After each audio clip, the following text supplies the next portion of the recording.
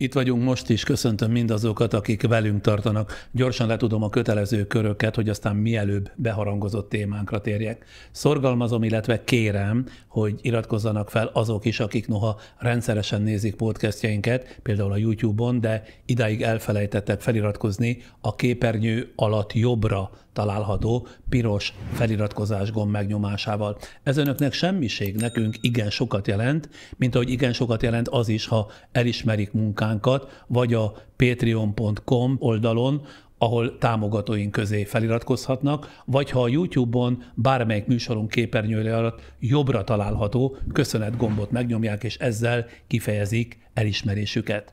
Még egy dologról tartom kötelességemnek tájékoztatni rendszeres nézőinket, hallgatóinkat.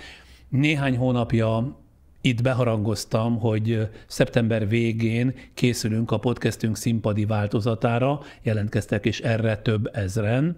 Nos, tájékoztatom a jelentkezett nézőket, hogy halasztani vagyunk kénytelenek ezt a színházi speciális adást, több ok is közrejátszik ebben, de legyen elég most annyi, hogy terveink szerint késő ősszel, valamikor a tél elején elindítunk itt a YouTube-on 2 sorozatot is a podcast adásain belül. Most inkább ezek előkészítésére koncentrálnék szíves engedelmükkel.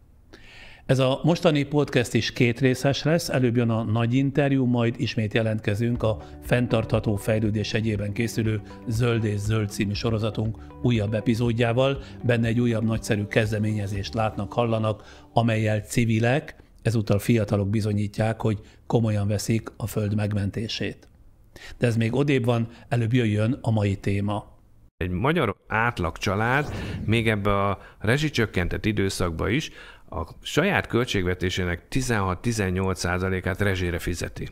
A nyugat-európai család az 6-8%. Most fölemelkedett Nyugat-Európába is, és most nem 6-8%, hanem 10-12-13%. Amire azt mondom, hogy hát az is duplájára emelkedett. Persze, hogy egy német fogyasztó az felháborodik rajta, de csak 12%-ra emelkedett, mondjuk nálunk meg az a 16-18% föl fog ugrani 40-50%-ra. Miből fognak élni? És mi lesz az első, amit meghúznak? Hát akkor majd nem veszünk ruhát, ugye a kultúrát felejtsük el, szórakozást felejtsük el, a kajából majd az olcsóbbat, vagy kevesebbet teszünk, stb. Elkezdenek spórolni máson, mert a rezsit mindenki úgy érzi, azt ki kell fizetni. Mert elzárják a gáz, ha elzárják a gáz, akkor megfagyunk. Sokan ezekben a napokban kapják meg az első megemelt gáz- és villanyszámlájukat, amiket már a kormány által állítólag megvédett rezsicsökkentés csökkentése nyomán számoltak ki. Az átlagfogyasztás felett már a piaci ár figyelembevételével. A hvg.hu nem reprezentatív felmérés alapján egyelőre még nem sokkolóak a számok. Igaz, a mostani számlákban a még teljes egészében rezsicsökkentett július is benne van, és még nincs is fűtési időszak. Ugyanakkor a 444.hu internetes lap azt tapasztalta, hogy sokan már félhavi fogyasztásra is igen súlyos összegű számlát kaptak. Kétségtelenül nagy a káosz, miközben azt például változatlanul nem tudjuk egészen pontosan, mi az a piaci ár, pontosabban mihez is viszonyítanak. Nem tudjuk exakt módon, hogyan állapítják meg az átlagfogyasztást, ugyanis más mond a kormány, és egészen mást a szakemberek. Mint ahogy azt sem tudjuk, lesz-e mivel fűteni télen, jön elég gáz és olaj, van-e, lesz elég tartalék. Nincs is mit csodálkozni azon, hogy az emberek többsége már senkinek nem hisz, nyilván ezért is óriási a kereslet például a fa tüzelésű kályhák iránt, amelyeknek jelentős részét nem más, mint a miniszterelnök jobb keze, Mészáros Lőrinc forgalmazza. Ugyanakkor a kormány által engedélyezett erdőirtásokat és tarvágásokat úgy tűnik sikerült megakadályozniuk a civil mozgalmaknak. Pontosan nem tudni, hogy az Európai Unió Oroszország elleni energetikai szankciói okozzák-e azt, hogy Európa kénytelen erősen takarékoskodni a gázzal és az olajjal, illetve tudjuk, hogy igen, de azt is tudja mindenki, aki a józan eszét használja, hogy a közös szankciókon, meg persze a fegyverszállításokon és az anyagi segítségen kívül nincs más eszköz arra, hogy a kegyetlen agresszor és háborús bűnös Putyint meggyengítse az Unió, és Ukrajnának, a szuverén országnak segítsen megvédeni önmagát, az ukránok életét és az ország függetlenségét, anélkül, hogy kirobbantanák a világháborút.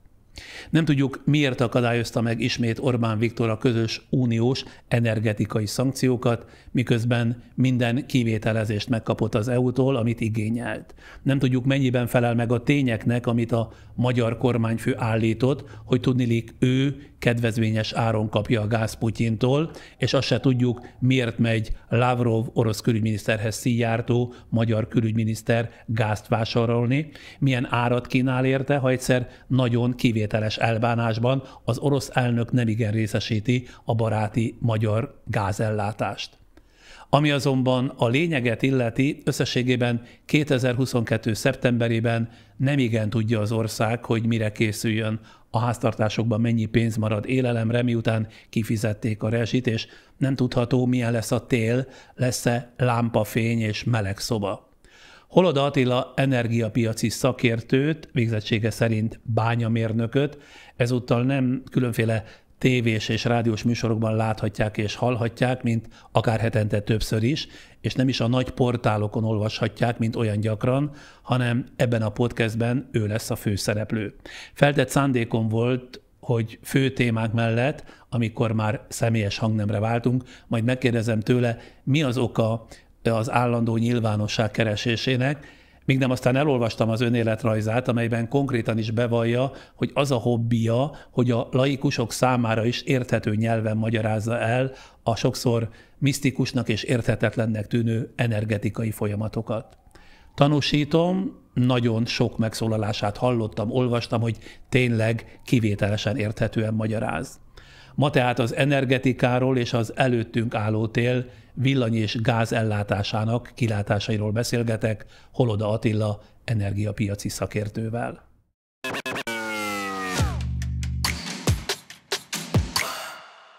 Tényleg hobbija a népfelvilágosítás?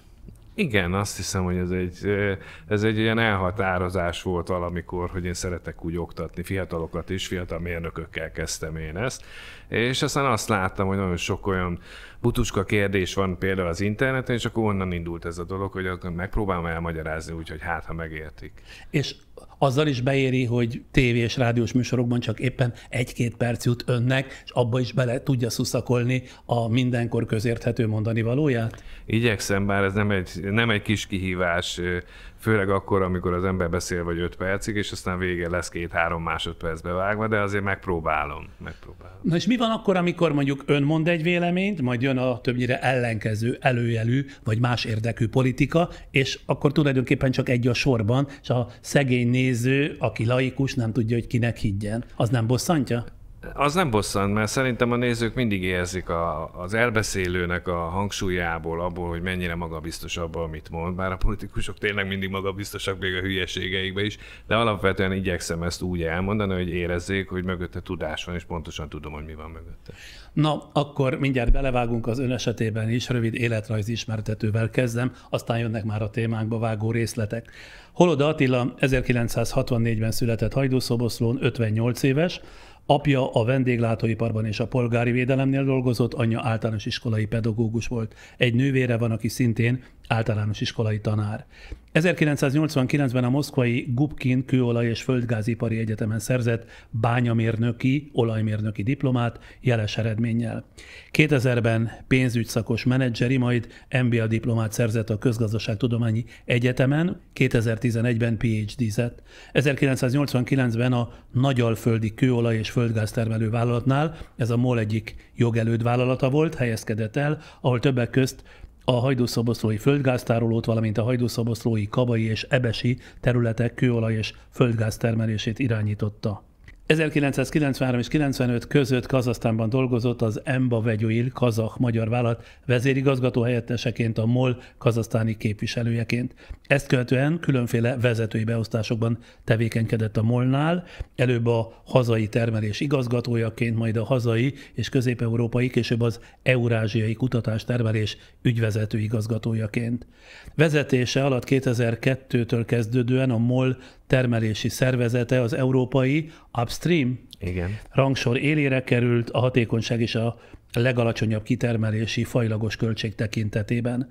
2007 és 2009 között igazgatósági tag volt a stratégiai földgáztárolónál, illetve 2009 és 2011 között a horvát INA olajvállalatnál.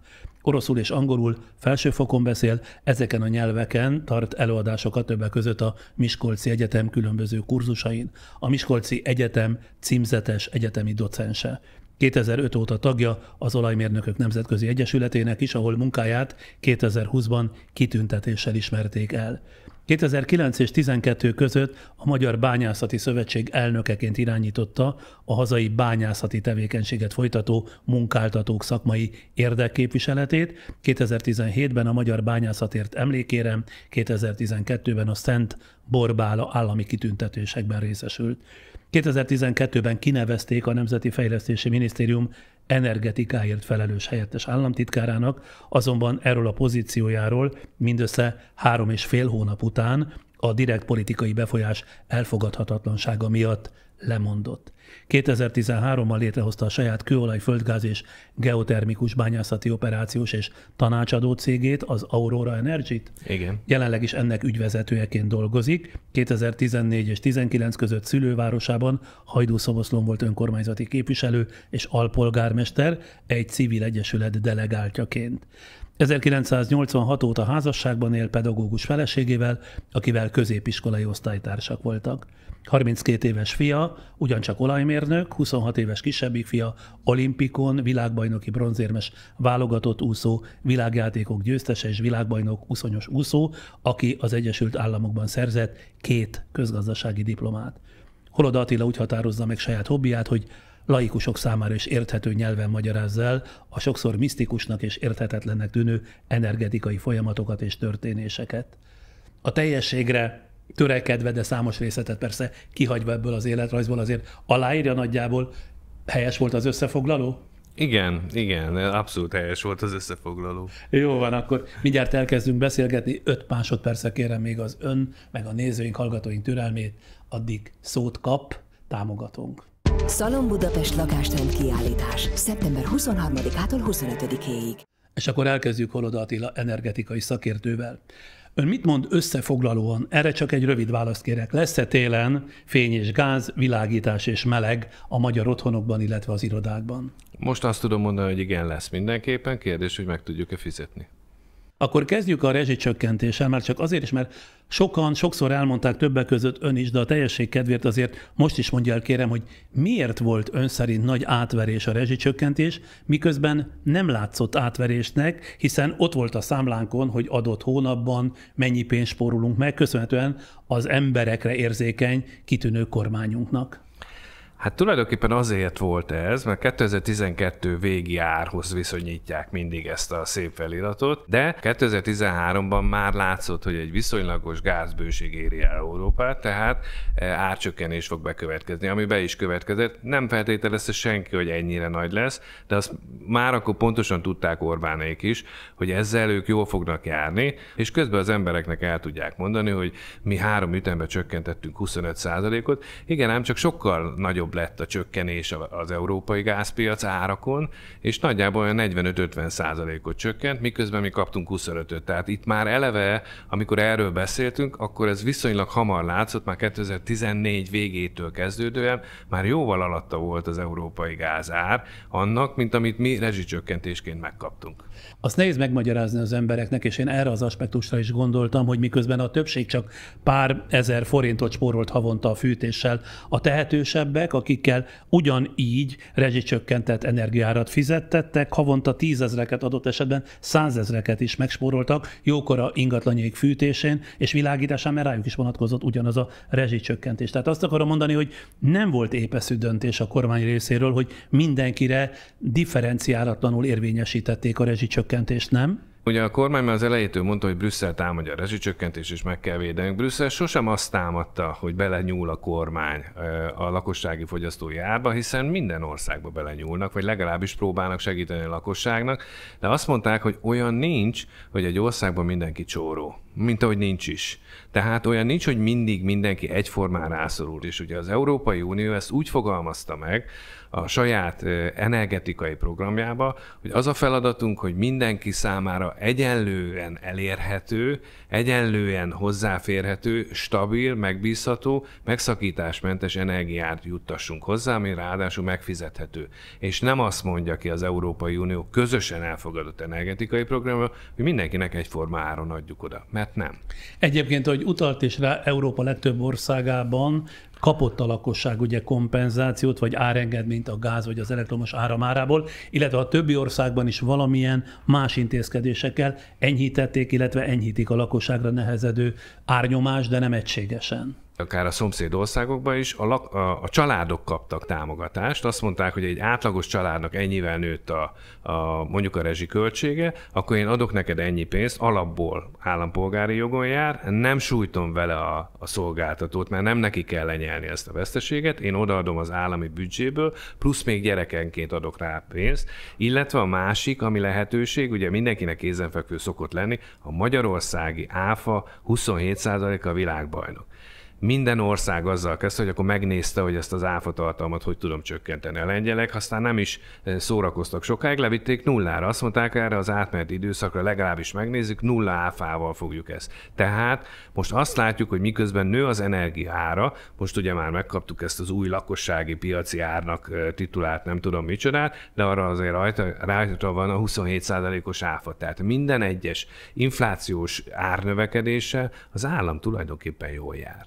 És ezt kellene elkerülni, ha már arról beszélünk, hogy családbarát kormány. Éppen ma olvastam, hogy Norvégia, ahol az átlagkereset, ha átfordítjuk, 2 millió forint átlagkeresetről beszélek, és Norvégia ma jelentette be, hogy támogatja az embereknek az energia plusz energia költséget, nem csak az embereknek, hanem a vállalkozásoknak is, ami nálunk aztán abszolút elképzelhetetlen, ha csak valaki nem valami NER közeli vállalkozás. Tehát még ezek a gazdag államok is úgy gondolják, hogy van egyfajta megszokott életszínvonal, hogyha attól nagyon erősen kilibben a mérleg, és kikerülünk abból a komfortzónából, amit mi megszoktunk, akkor én segítek neked ezzel, mert az államnak van erre pénze, és inkább erre legyen pénze, mint hasztalan ostobaságokra. A mostani áprilisi választások előtt Orbánék egyik legfontosabb választási ígérete ez a bizonyos rezsicsökkentés volt. Harsogták unas-untalan, hogy ők megadták és meg fogják adni, az ellenzék viszont elvenni a rezsicsökkentést. És most néhány hónappal a választások után már is brutális árakat fizettetnek a magyar családokkal a rezsiért. Miért kényszerül erre a kormány? Azért, mert sokkal többet fizet érte, mint amennyiért odaadja a lakosságnak, és úgy gondolták nagy valószínűséggel, hogy ez az időszak nem tart olyan túl sokáig. Ugyanakkor azt kell látni, hogy miközben állandóan a háborúval próbálják ezt indokolni, sőt maga Orbán Viktor június 28-án még a parlamentben azt mondta, hogy a rezsicsökkentést akkor is megvédjük, hogyha háborús infláció van, tehát annak ellenére is. Hát nem tartott sokáig, mert egy hónap se telt el, és utána már felmondták az egészet. Amikor a pandémiát követően visszaesett a termelés és a termelésbe állítási folyamatok, akkor már megjelent egyfajta nagy hiány a világpiacon. Földgázból is, és ebből következően a villamos energiára is kihatott, egyébként kőolajból is. Ennek az lett a hatása, hogy azok a piacok, ahol magasabb árat adnak például a földgázére, ez jellemzően a távol-keleti piac, azok elszívták Európa elől a 2018-19-ben még ránk ömlő borzasztó sok gáz. 2018-19 környékén még 5 és 10 euró között volt a gáznak a megawattóránkénti ára. Most már 300, most éppen lement 220 körülre, 40-szerese, borzasztó magasra emelkedett, de ez már látszott tavaly. Tavaly maga a Gazpromnak volt egy tanulmánya, én olvastam a Gazprom oldalán, letölthető volt, amivel azt jelezte, hogy nagyjából 160 milliárd köbméter hiányzik a világ energiaigényéből. Tehát annyira lenne igény, és annyival kevesebb van. Viszont jött a háború, és ez a háború egyfajta katalizátorként még föl is erősítette ezt a szituációt, és még Orbánék azt gondolták, hogy majd normalizálódik ez a helyzet, és visszamegy a gázára, és ők ezt majd kihúzzák, és megvan a választás, ebben van, és tudjuk valahogy legfeljebb egy kis veszteség lesz, de fogjuk ezt bírni. Kiderült, tusványosan maga a miniszterelnök mondta el, hogy már tavaly 2021-ben 296 milliárdos veszteséget okozott változott. Miközben akkoriban a rezsicsökkentés miatt árkülönbözet. Pontosan. Amikor mi ezt elmondtuk akkoriban, azt mondták, ez nem így van, mert a 15 éves orosz szerződés mindent garantál, ugye mindig erre hivatkoztak, miközben pontosan tudtuk, hogy az nem garantál semmiet. És ami kiderült félhetően fehéren-feketén, hogy 2000 milliárd forint lenne a vesztesége az államnak ebben az egész évben, amit kalkuláltak júliusban, és azt mondták, hogy ekkora pénz már nincs, nem tudjuk egyszerűen finanszírozni, be kell avatkozni, de ezt úgy adjátok elő, gondolom hangzott az utasítás, hogy az ország nagy része úgy gondolja, hogy mi azért még mégis segítünk.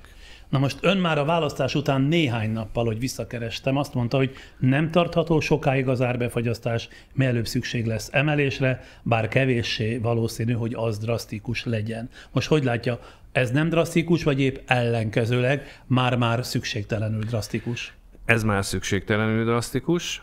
Hogyha a választások után lettek volna elég bátrak, akkor megtehettek volna bizonyos lépéseket, de a legnagyobb probléma az, hogy egész egyszerűen két kategóriát hoztak létre. Van, aki a rezsicsökkentett, kvázi rezsicsökkentett árat fizeti, és utána hirtelen átugrik az ember, akár 1 köbméterre vagy 1 kWh fogyasztással, egy olyan kategóriában, ahol 7-szeres árat kell fizetni, a villamos energiánál meg dupla árat kell fizetni. Ez nem egy normális, egyenletes terhelés, mert hogyha azt mondták volna, és én magam például valószínű, hogy arra fókuszáltam volna, hogy legyen több sáv, a több sávon belül legyenek olyanok, akiket egyáltalán nem érint, mondjuk szociális alapon. De mivel ez a kormány a szociális érzékenység harsogása mellett soha nem volt érzékeny a szociális indokokra, inkább nem vizsgálta meg, hogy ki az, aki valóban rászorul, és ehelyett hozta létre ezt a két kategóriát, amivel az embereket sokkolták, és majd mikor fogják igazán sokkolni, amikor az első októberi, novemberi komolyabb számlák érkeznek, majd az fogja őket sokkolni. Gyakran elhangzik ez a bűvös szó, hogy lakossági átlagfogyasztás, amiről nagy viták vannak, hogy mi az a lakossági átlagfogyasztás, amely fölött állítólag csak a magyar lakosság 1/4 fogyaszt, tehát állítólag csak őket érinti majd drasztikusan a drágulás, legalábbis a kormány szerint. Természetesen más számítások, így az ön számítása szerint is, ha jól olvastam, a háztartásoknak legalább a fele, vagy talán kicsivel több is, mint a fele tartozik ebbe a kategóriába, tehát abba, amelyet a drágulás jelentősen érinteni fog, ugye? Így van. Ugye azóta már több cég megpróbált utána járni, oknyomozó újságírók is számolgattak, ők is azt hozták ki, hogy inkább 60 és 80% közé esik az, akit ez érinteni fog, és nem a 25%, amit a kormány mondott először. De itt alapvetően azt kell látni, hogy amikor a kormány bekér egy számot, akkor jön egy telefon mondjuk az MVM-hez, mennyi az átlagfogyasztás. Hát ők meg mit látnak? A fogyasztási helyeket. A fogyasztási helyek nem a családokhoz köthetők. Vannak olyan családok, akiknek 2-3 fogyasztási helyük van, attól függ, hogy hány ingatlannal bírnak. Van olyan ember, aki mondjuk abból él, hogy ingatlan bérbeadásának van 6-7. Mindenhol megkapta ezt a kedvezményt, hozzáteszem, ami már megint nem egy igazságos dolog, de valószínűleg nem volt folyamatosan kihasználva ez. Vagy mondjuk ott voltak azok a hétvégi házak, amelyek nem nullát fogyasztottak, mert ugye a Gulyás Gergely azonnal mondta, hogy a 0 meg a 400 köbméteres fogyasztást, azt kivettük belőle, gratulálok. De hogyha mondjuk csak azt feltételezzük, hogy minden hétvégén lemegy a vikendházába, mondjuk a Balatonra, és ha hétvégén szombat, vasárnap, vagy péntek délutántól fűt, akkor az nem lesz túl kevés, de nem is lesz olyan sok, és ezek ugyanúgy lehozták azt átlagot.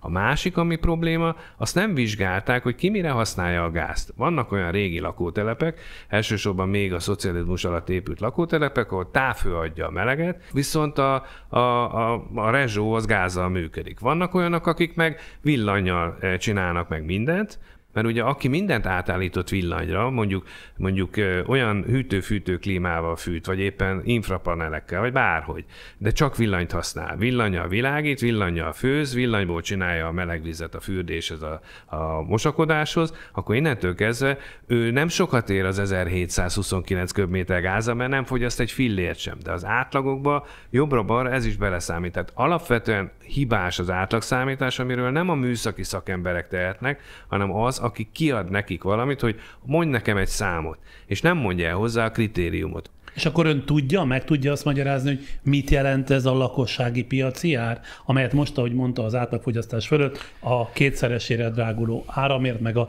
7-szeresére ugró gázért kell majd fizetni? Hát a lakossági piaci ár, mint olyan, az egy fából vaskarika. Ugye én ezt így szoktam fogalmazni, hogy ilyen nincs, mert valami vagy lakossági ár, vagy piaci ár. De lakossági piaci ár az ő általuk kreált valamilyen ár, ami nagy valószínűséggel azt próbálta az akkori számításaik szerint ellensúlyozni, hogy a veszteségük az jöjjön már vissza. Hiszen azért az idén már látjuk, hogy elég komoly kiadások mentek ki a költségvetésből, ugye már az év elején 1600 milliárdot költöttek el, akkor jött rá ez a rezsicsökkentés miatt elszenvedett veszteség, amikor én azt mondtam a választások után, hogy nem tartható és meg kell ezt szüntetni, akkor már körülbelül olyan 600-700 milliárd forintnál tartott a vesztesége az MVM-nek. Várható volt, hogy valamikor ez évvége, vagy évvégére én akkor azt satszoltam, hogy 1500 milliárd körül lesz, hát ők már azt számolták, hogy 2000 milliárd. Tehát gyakorlatilag ezzel valamit kellett kezdeni mindenképpen. Hogyan fogja kiszámolni ezt a bizonyos piaci árat a magyar fogyasztók számára szolgáltató? Hát ez egy nagyon érdekes kérdés, és én igazság szerint azt várnám, hogy valamilyen fogyasztóvédelmi érdekközösség nekiálljon, és azt mondja mondjuk a Magyar Energia és Közműszabályozási Hivatalnak, hogy ti egyébként megnéztétek, hogy az MVM, amit nekem ad gázt, ő ahhoz milyen áron jutott hozzá. Mert az, hogy most mi van a piacon, az egy dolog. De mindig el szoktam mondani, hogy az nem úgy van, hogy az MVM fogja a kis kosárkáját, és akkor elkocog a világpiacra, vagy épp az európai gázpiacra, és akkor veszek holnapra 20 millió köbméter gázt. Ezek hosszú és rövid távú szerződések, amiben rögzítve van az ár, és azok az árak, amiket most látunk a piacon, az nem az az ár, mint amennyiért ő most belerakja az én gázcsövembe a hozzám érkező gázt. Ezt azért tartunk ilyen hivatalokat, az Energiahivatalnak ez a feladata, hogy ezt ellenőrizze vissza. Hozd be a szerződéseit, mutasd meg, mennyi köbmétert vettél, stb., melyik nap mennyit adtál be, akkor az ahhoz kalkulált ár az így kijön. De innentől kezdve nem tudjuk azt megmondani, hogy mi ez az úgynevezett lakossági piaci ár, kvázi azt mondanak, amit akarnak, mert nincs rá érdekképviseletünk, hogy ezt visszaellenőrizhessük. Ma is elhangzott a külügyminisztert, hogy azért nem árulják el az orosz gáz szerződésnek a beltartalmát, mert az üzleti titkot sértene, és akkor ez káros lenne. Való igaz, nem szoktunk üzleti szerződéseket kirakni az asztalra. De ha más nem, legalább az a hivatal, ami erre fölkent, annak meg kell adni azt a jogot, hogy ő viszont beletekinthessen, hiszen nagyon sok olyan hivatal van, ami beletekinthet üzletileg titkos dokumentációkba is. Ez is olyan. Miért ez a hivatal nem kormány ellenőrzés alatt működik? Ez a hivatal elvileg nem. Ez a hivatal, ez egy úgynevezett szuperhivatal, önálló jogalkotási jogkörrel rendelkező hivatal, a Magyar Energiahivatal. Jelenleg 3 ilyen hivatal van az országban, az egyik a média hivatal, a másik az Energiahivatal és az atomenergiával foglalkozó hivatal, amelyek gyakorlatilag saját jogkörrel rendelkeznek. Bocsánat, most már van egy másik, a szabályozott tevékenységeket felügyelő hivatal. Ehhez tartoznak az összes koncesziós témák, például a bányászat, kaszinók és hasonló. Na jó, hát akkor nem is kell, hogy folytassa. Így van. Ebből a negyediket, meg az elsőt, a médiát mondta, akkor tudom, hogy mennyire nem kormányzati ellenőrzés és befolyás alatt, mennyire függetlenül működnek ezek a hivatalok. Például ezek szerint akkor az Energiahivatal is. Igen, azt tudom mondani, hogy ez azért nagyon sokszor múlik azon, hogy az Energiahivatal, vagy éppen az Atomenergiahivatal az mennyire karakteresen ragaszkodik azért a tényekhez. És az én tapasztalatom az, én dolgoztam velük együtt még helyettes államtitkárként is, hogy az ottani kollégák nagyon jól felkészültek. Nagyon sokan vannak közülük, akik az iparból jöttek. Tehát őket nem nagyon lehet megvezetni különböző mesékkel. Ugyanakkor, amikor ők előkészítenek egy anyagot, és mi lesz abból az anyagból, ami aztán kikerül a nyilvánosságra, és mondjuk határozat vagy törvény formájába, hát ott már a politikusok azért beleszólnak ebbe. És azt elképzelhetőnek tartja, hogy tovább emeli a kormány az energiaárat, azaz az úgynevezett lakossági piaci árat, mert az elmúlt napokban például, hogy figyeltem,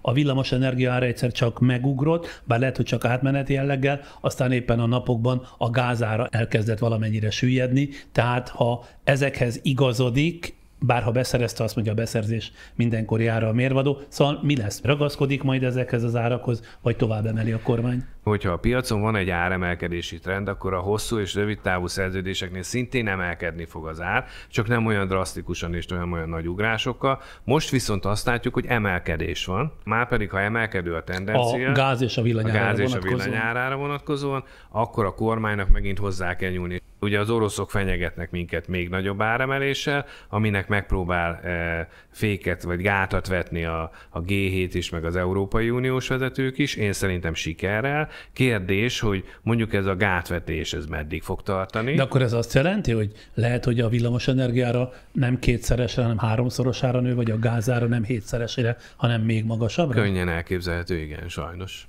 Ezért mondtam azt a legelején, hogy lesz gáz, lesz villany, csak nem biztos, hogy meg fogjuk tudni fizetni. A jelenlegi tendenciák arra mutatnak, hogy nem, és itt kellene a kormánynak beavatkozni, és azt mondani, hogy aki erre nem képes, azt én ki fogom segíteni. Nem azt mondom, hogy az árba nyúlok bele, mert az ár az ár. Aki ezt beszerzi, annak is meg kell élni ebből. Az miből tudja a kormány kisegíteni azokat, akik rászorulnak? A költségvetésből. Miből tudja kisegíteni a norvég kormány? A költségvetésből. Nem másra kell költeni. Nem kell olyanokra költeni, amik most tűrnek halasztás. És hát akkor nem lehetne megvenni a Vodafone vagy a Vodafone 2 715 milliárdért, ugye? Így van. Így van. Egy magyar átlag család még ebbe a rezsicsökkentett időszakban is a saját költségvetésének 16-18%-át rezsére fizeti. A nyugat-európai család az 6-8%. Most fölemelkedett Nyugat-Európába is, és most nem 6-8%, hanem 10-12-13%. Amire azt mondom, hogy hát az is duplájára emelkedett. Persze, hogy egy német fogyasztó az felháborodik rajta, de csak 12%-ra emelkedett, mondjuk nálunk meg az a 16-18% föl fog ugrani 40-50%-ra. Miből fognak élni? És mi lesz az első, amit meghúznak? Hát akkor majd nem veszünk ruhát, ugye a kultúrát felejtsük el, szórakozást felejtsük el, a kajából majd az olcsóbbat, vagy kevesebbet eszünk, stb. Elkezdenek spórolni máson, mert a rezsit mindenki úgy érzi, azt ki kell fizetni. Mert elzárják a gáz, ha elzárják a gáz, akkor megfagyunk. És nem azért fagyunk meg, mert nincs elég gáz. Hát ez kellene lenni az elsőnek. Most, amikor indul ez az időszak, akkor a kormánynak legalábbis meg kellene nyugtatni azokat az embereket, akik szociálisan az a feszély fenyegeti őket, hogy nem biztos, hogy tudják fizetni a rezsit, hogy télen nem fogjuk elzárni a gázt, akkor sem, ha nem fizetsz, utána megbeszéljük, hogy lehet ezt majd törleszteni, de nem hagyunk senkit a árok szélén, ahogy ők szeretik mondani. Ez lenne az első, mert az emberek most szó szerint attól rettegnek, hogy egész egyszerűen nem fogják tudni kifizetni a rezsit. A G7 portál készített egy összegzést arról, melyik európai ország milyen intézkedésekkel próbálta megvédeni háztartásokat a világpiaci energiaárak brutális emelkedésétől. Nagyon sokszínű egyébként ezeknek az intézkedéseknek köre, az adócsökkentéstől, tehát az áfatartalom csökkentésétől kezdve a rászoruló emberek, rászoruló cégek, rászoruló családok támogatásáig, időleges árbefagyasztásig, így vagy úgy csökkentették a lakosságra, rászoruló cégekre nehezedő nyomást. Ugye egyedül Magyarország használt egyetlen módszert a kiskereskedelmi árak befagyasztását, méghozzá a 2013-as szinten. Ennek isszuk most tulajdonképpen a levét? Orbán Viktornak volt egy olyan szándéka, szerezzük meg a közművet, vegyük vissza a multiktól, de nem azért akarták visszavenni, hogy majd attól jobb lesz a működés, és ez a probléma, hanem azért, mert akkor bármikor mondhatják azt, hogy például rezsicsökkentett ár, és akkor nem fog erről kiabálni sem az EON, akik korábban itt voltak, sem a ZDF, sem más külföldi, nem fogja teleharsogni a sajtót, mert egy magyar vállalat nem fogja teleharsogni a sajtót, hogy kérem, nekem már 600 milliárdos a veszteségem. Egy külföldi elmondta volna, hogy ez tarthatatlan, valami politikai nyomással kierőszakolták volna, hogy ebbe beleavatkozzanak. Több mint 5000 milliárd forintot hoztak be ezek a multik, és annyit ruháztak be ezekbe a rendszerekbe. Én emlékszem rá, amikor én gyerek voltam, akkor rendszeres volt, hogy a villanyóra dobozban ott volt a gyertya. Áramszünet volt, szaladj fiam, gyújtsd meg a gyertyát, megszoktuk. Aztán, amikor ezek a fejlesztések megvoltak a privatizációt követően, amit azért kellett megcsinálni, mert a magyar államnak nem lett volna pénze erre a 94-95-ös időszakban, egész egyszerűen rá volt szorítva, mert ezek a rendszerek már tarthatatlanak voltak. Idejöttek a nagy multik, idehoztak borzasztó sok pénzt. Persze, hogy a pénzükért cserébe hasznot várnak el. Ki az, aki úgy rak be a bankba pénzt, hogy nem akar érte kamatot kapni senki. Több választópolgár megkeresett akkoriban, hogy én mit lázadozok a rezsicsökkentés ellen. Ezeknek a multiknak úgy kell. Megérdemelték, mert a bőrük alatt is pénz van. És mondtam, hát hatott a propaganda, igen, persze. Mondtam neki, hogy attól ne gondolja azt, hogy az EON vezérigazgatója kisebb Mercedesbe fog ülni.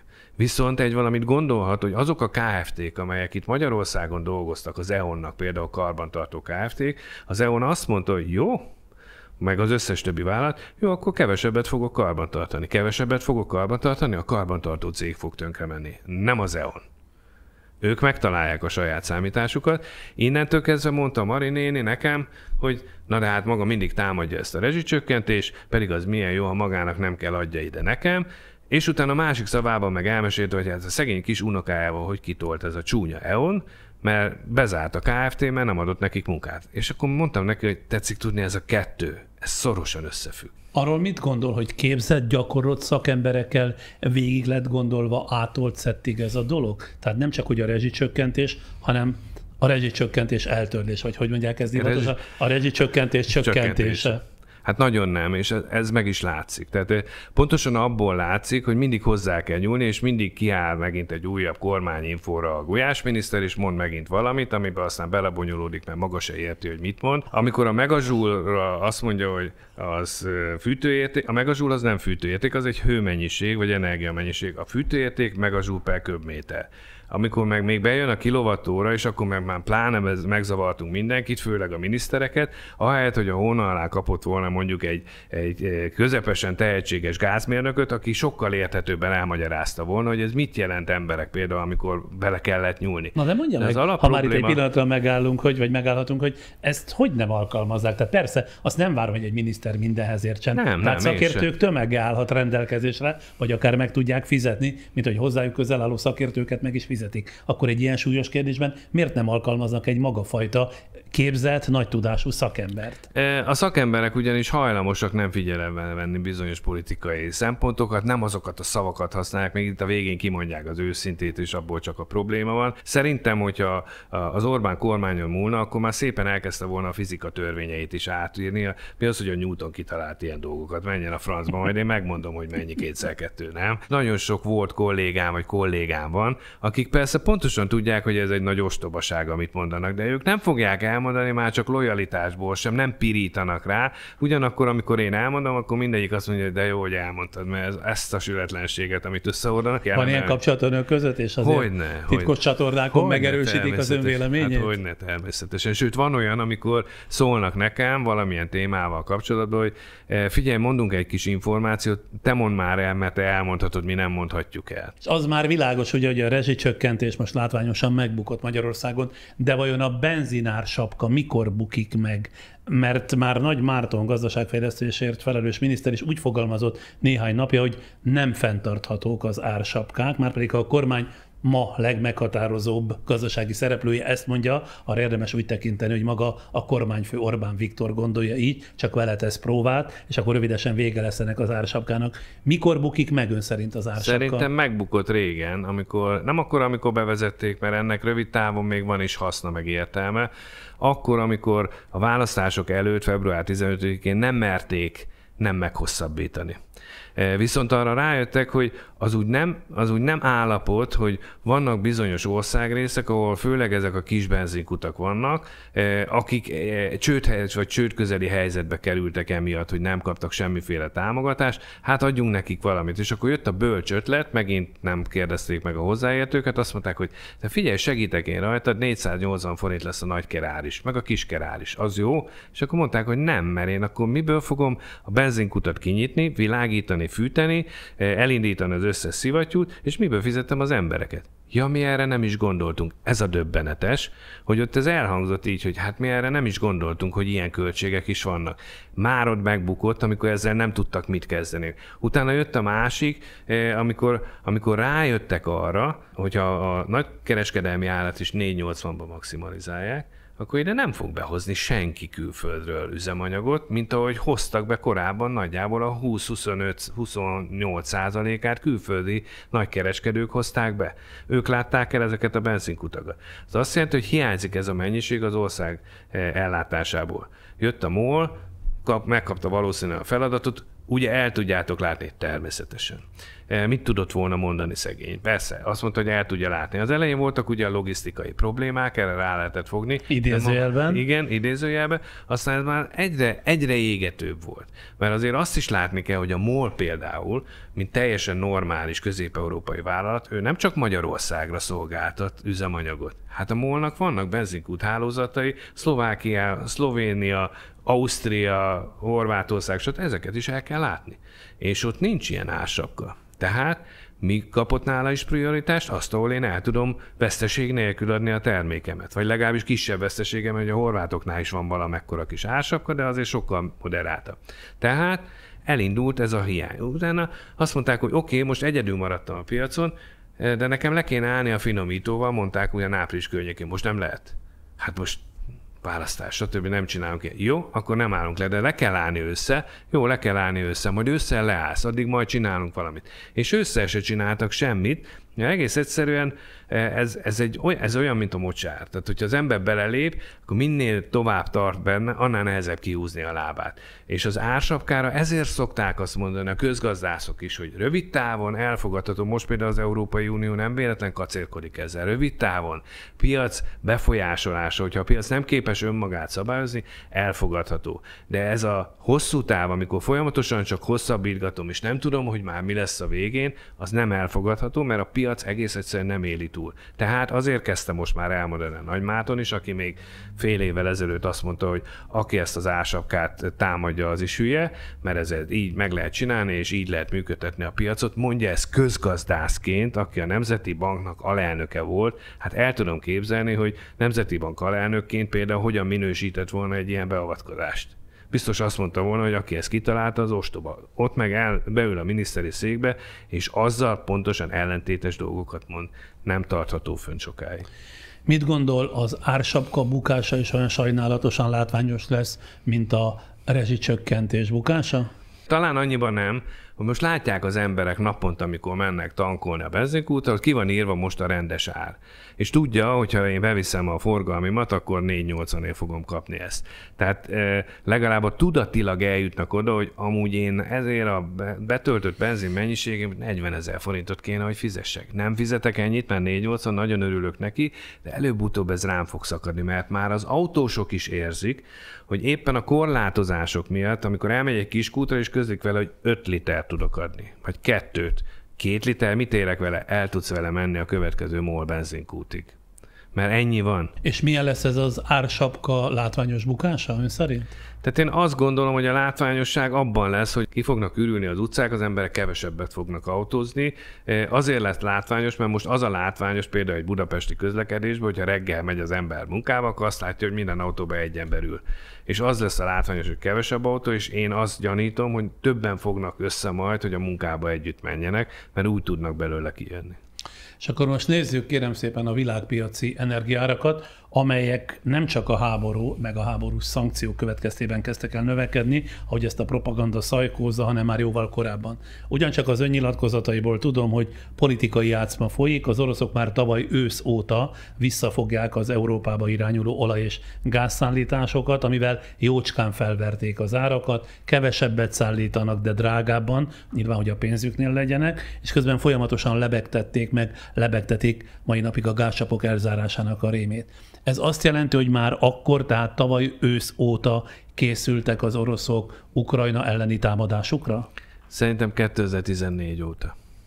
A Krím óta? A Krím óta készültek arra, és keresték az alkalmat. A Gazprom, illetve maga a gázcég, mondjuk úgy, hogy az orosz vagy a szovjet rendszerváltást követően gyakorlatilag felépített magáról egy igazán megbízható, jó kereskedő címet, vagy legalábbis egy ilyen imidzset, és ebből következően mindenki elhitte, hogy az oroszok most már odáig soha nem vetemednek, hogy úgy Isten igazából komolyan felhasználják az energiát, mint fegyvert. Miközben az oroszok szépen elkezdték kiépíteni a saját részesedésüknek a növelését. Nagyjából úgy a 2000-es évek elején volt egyfajta status quo, amikor az oroszok 30%-ot, a norvégok északi tenger 30%-ot, és az afrikaiak, tehát elsősorban az észak-afrikai források, meg ugye az egyéb források, az adta a másik 30%-ot. Tehát 30-30-30%-a úgy tele volt ez a rendszer, és úgy mindenki elégedett volt vele. Európa már a 70-es évek kezdetétől rászorul importra, tehát ez egyértelmű, hogy Európának ezt oldani kellett, de az oroszok szépen fokozatosan elkezdték növelni a részesedésüket, és elérték a 40-42%-ot. 40-42%-os gázkitettségnél, ami az oroszok felé történő kitettség, az oroszok bátran gondolhatták azt, hogy én most el fogok indítani valamit, lesz annak szankciója, de nem fogják tudni egész egyszerűen kiváltani 40-42%-ot, nem lehet egyik pillanatról a másik. 5-öt ki lehet, 10-et is ki lehet, még 15-öt is viszonylag megszenved vele az ember ki lehet. De 42%-ot nem lehet egyik pillanatról a másikra kiváltani, tehát megvolt a 42%, azt mondta Putyin, akkor irány előre, és még előtte elkezdték föltornázni az árat. Tehát még a pénzügyileg is megpróbálták megteremteni az alapokat a háborúhoz. Tehát tudatosan készültek erre, a háborúra is, meg arra is, hogy el fogják ezt indítani. De ugye a gáz- és olajszállításokat szerződések, tehát szerződésekkel garantálják. Tavaly ősszel, amikor még nem volt se háború, se szankció, viszont már akkor is akadoztak a szállítások, tehát akkor ez azt jelenti, hogy tavaly ősszel is már rendszeresen szerződést szegtek az oroszok. Van arra lehetőség bizonyos határok között, hogy valami előre nem látható műszaki indokot találnak. Műszaki indokokat szoktak kitalálni, nem volt rendben a papírja, a turbinának, nem hozták vissza a kanadai, bármit ki lehet találni. De mit ér az a szerződés, hogyha valamilyen eszközzel nem lehet kikényszeríteni azt? Tehát akkor ezt bármikor megszeghetik. Hát meg is szekték. Hát csak gondoljunk bele, hogy abban a szerződésben, amit az európai országokban lévő gázcégek kötöttek a Gazprommal, ahol vélhetően benne volt az is, hogy a fizetés feltétele, ennyit fogsz fizetni, a fizetés valutája euró. Most ezek után jött a Vladimir Putyin és közölte, hogy akkor mostantól rubel. Kevesen voltak azok a karakánok, nyilván akiknek kisebb a kiszolgáltatottságuk, vagy mondjuk a lengyelek, akik már zsigerből mindenféle orosz dologra azonnal ellenségesen reagáltak, meg amúgy is bejelentették, hogy évvégén amúgy is leszállunk, hát ők azt mondták, hogy már pedig ők nem. Mit csinál olyankor a többi gáz- és olajexportőr ország, amikor azt tapasztalják, hogy az oroszok felverik az energiárakat? Ennek örülnek, mert akkor ők is árat emelhetnek? Természetesen dörzsölik a tenyerüket, és azt mondják, hogy ezzel tehát ők a nevető harmadik. Természetesen. Ilyenkor mindig van egy nevető harmadik. Azzal együtt, hogy ha már az egyszerű emberek azt gondolják, hogy az olajvállalatok azok örülnek annak, hogyha tartósan magasan van az olajára. De valójában nem, és azért szokott például nagy vita lenni az OPEC országok között, hogy most akkor növeljenek termelést, és ezzel csökkentenek az áron, vagy szűkítsenek termelést, amivel növelnek az áron, mert ha túl magas az olajár tartósan, túl magas a gázár tartósan, akkor előbb-utóbb a vevő az megkeresi a kiváltó alternatív energiaforrást. Jó, akkor fűteni most már nem gázzal fogok, hanem mondjuk geotermiával. És ha valaki egyszer átállt egy másik alternatív fűtésre, akkor nem fog visszamenni a gázra. Tehát hosszú távon veszít, mint ahogy az oroszok is hosszú távon ezzel tudják, hogy veszítenek. Ők most feladták a 42%-os beszállítói magatartásukat, ez egy nagyon domináns pozíció, és biztosak lehetnek benne, hogy soha többet nem fogják elérni ezt a számukra kényelmes helyzetet, ezért próbálják kicsikarni még a helyzetből, ami lehet, magasan tartva az árat, hogy oké, kevesebbet adok el, de még árban nekem az árbevétel ugyanaz, és majd keresek magamnak egy vevőt. Egy valamit azért az ember mindig hiányol. Megépítettek 2 északi áramlatvezetéket. A 2 északi áramlatvezeték az fizikailag 4 darab vezetéket jelent. Ugye az északi áramlat 1 az működik, a 2-es már át sem adták. Ezek a vezetékek önmagukban akkora költséget emésztettek föl, mint egy Paks 2-es beruházás. Ennek azért a Gazprom is egy számító tőzsdei vállalat, amelyik szereti a befektetéseit megtérülni látni. Ők ezt szeretnék megtérülni látni. Tehát az nem úgy van, hogy ők ezt a részét nem kalkulálták bele. Tehát én mindig látom magam előtt mondjuk az orosz kollégákat, akik mondjuk a Putyin által elindított háborúnál azt mondták, úristen, mi lesz ebből, nem fog megtérülni. Márpedig ők beígérték, hogy meg fog térülni. Rajtuk fogják majd számolni, miért nem térült meg? Hát azért, mert elindította egy háborút, és nem vesznek tőlünk annyi gázt, nem kaptuk meg az engedélyt. Tudja, hogy az északi áramlat 2-t már nem fogják engedélyezni. Na most innentől kezdve hogy fog megtérülni? Hát nagyon nehéz lesz. És akkor jön a másik oldal, hogy nem baj, majd eladják Kínának, meg Indiának. Aha, tényleg, hogy? Zsákba viszik el? Kína sokkal, de sokkal messzebb van. A Jamali mezőktől nagyon messze, 5000 kilométer, még a nyugat-szibéri mezőktől is 4000 kilométer. Azért 4000 kilométer vezetéket megépíteni, az nem így megy ám. Na most mi a helyzet az amerikai palaggázzal, azaz a cseppfolyósított gázzal, azzal milyen mértékben pótolható bármi is, és ha igen, akkor milyen áron, mert ezt mint alternatívát gyakran emlegetik. Ja, azt kell látni, hogy Az amerikai palagáz tette lehetővé, hogy az Egyesült Államok még a 2005-2006 környékén nettó importőr volt, majd utána a palagáz forradalom, ami egy hihetetlen nagy mennyiségű úgynevezett nem hagyományos földgáz teremtett, odáig jutott, hogy ma a világ legnagyobb földgáz termelője az Egyesült Államok. Micsoda fordulat. És már annyit tudnak termelni, hogy exportálni is tudnak, méghozzá folyékony földgáz, azaz LNG formájában. Igen ám, de egy LNG hajót, tehát tankhajót, azt úgy kell elképzelni, hogy sokfajta méret van. Mondjuk a legnagyobb méretű az olyan 260 000 köbméter fér bele. Ezt úgy kell számolni, hogy az LNG, hogyha én vissza akarom nyerni gázba, az kb. 600-szorosára fog megdagadni. De hogyha még ezt a 260 000 köbmétert 600-szorosára is dagasztom, hát az csak 12,5 millió köbméter. Az nem sok. Tehát nagyon nem gazdaságos. Ez a fő probléma vele, hogy bár szállíthatóvá tette és globalizálta a gázpiacot az LNG, egyik pillanatról a másikra vezetékes ellátást nem tud pótolni. Ugye nem véletlen, hogy az Amerikai Egyesült Államokkal kötött most az Európai Unió egy megállapodás, miszerint 15 milliárd köbméter cseppfolyós gáz fog érkezni az Egyesült Államokból 27-ben. Nem holnap után, 27-ben. Meg kellenek hozzá LNG terminálok, ahol átalakítják folyékonyá.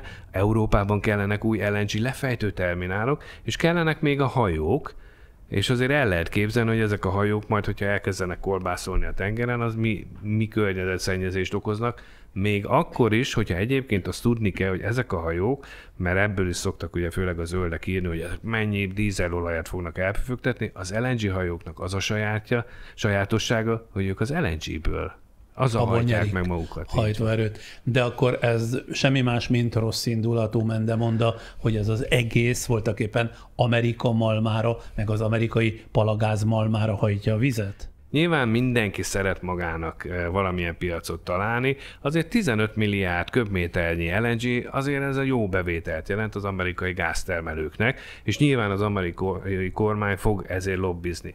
De azt azért senki nem feltételezte, hogy majd egyik pillanatról a másikra az Egyesült Államok ki fogja váltani gázzal az orosz, ha csak nem építenek vezetéket az Atlanti-óceánon. Na, azt megnézem. És azt is kérem, hogy magyarázz el, hogy miért van az, hogy Európában Magyarország, Szlovákia és Németország függ leginkább az orosz energiahordozóktól. Miért alakult ez így? 25 évvel ezelőtt ránézünk a akkori gázstruktúra térképre, akkor ez úgy nézett ki, hogy Magyarország is, Szlovákia is zsákország volt. Tehát mi hozzánk csak jött vezeték, nem nagyon ment tovább. Akkor utána nekünk az első ilyen kapcsolatunk volt a Baumgartneri vezeték Ausztrián keresztül, és a szlovákok is megteremtették a kapcsolatot, ugye Csehország, Németország, stb.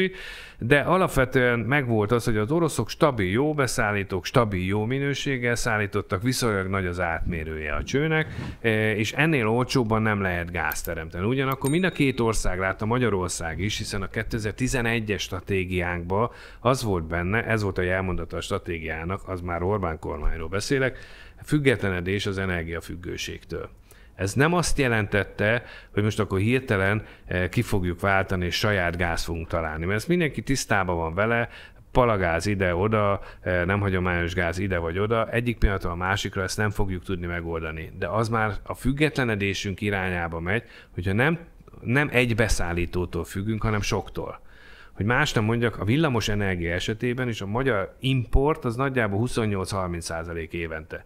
De több országgal vagyunk kapcsolatban. Ez azt jelenti, hogy nem vagyunk egyiknek se kiszolgáltatva. Nem adsz jól, vagy éppen problémám van vele? Akkor veszek a másiktól, meg tudom oldani.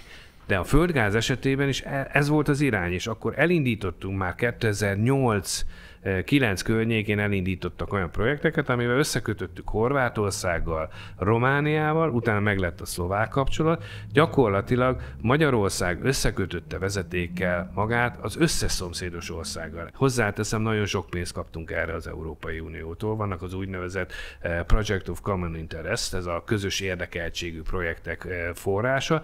Ebből többek között az infrastruktúra fejlesztése. De akkor hogy jutottunk ilyen kiszolgáltatott helyzetbe? Hát úgy, Úgy, hogy közben a magyar kormány letette a voksot az oroszok mellett, és azt mondta, hogy hát nekem ez sokkal jobb, nem fogok én itt alkudozni mindenféle jött-ment ilyenekkel, a horvátok se akarják megépíteni azt a fránya LNG-t, az LNG amúgy is majd csak egy kicsit drágább lesz, és a magyar kormány gyakorlatilag mondjuk úgy, hogy el lett altatva az oroszok által. Nem kell félni, ugyanaz, mint a Szovjetunió. Nem kell félni, elvtársak, majd mi adjuk az olcsó gázt. Aztán, amikor hirtelen rendszerváltozás volt, kiderült, hogy már nem olcsó a gáz, mert kapitalizmus tört ki az oroszoknál is.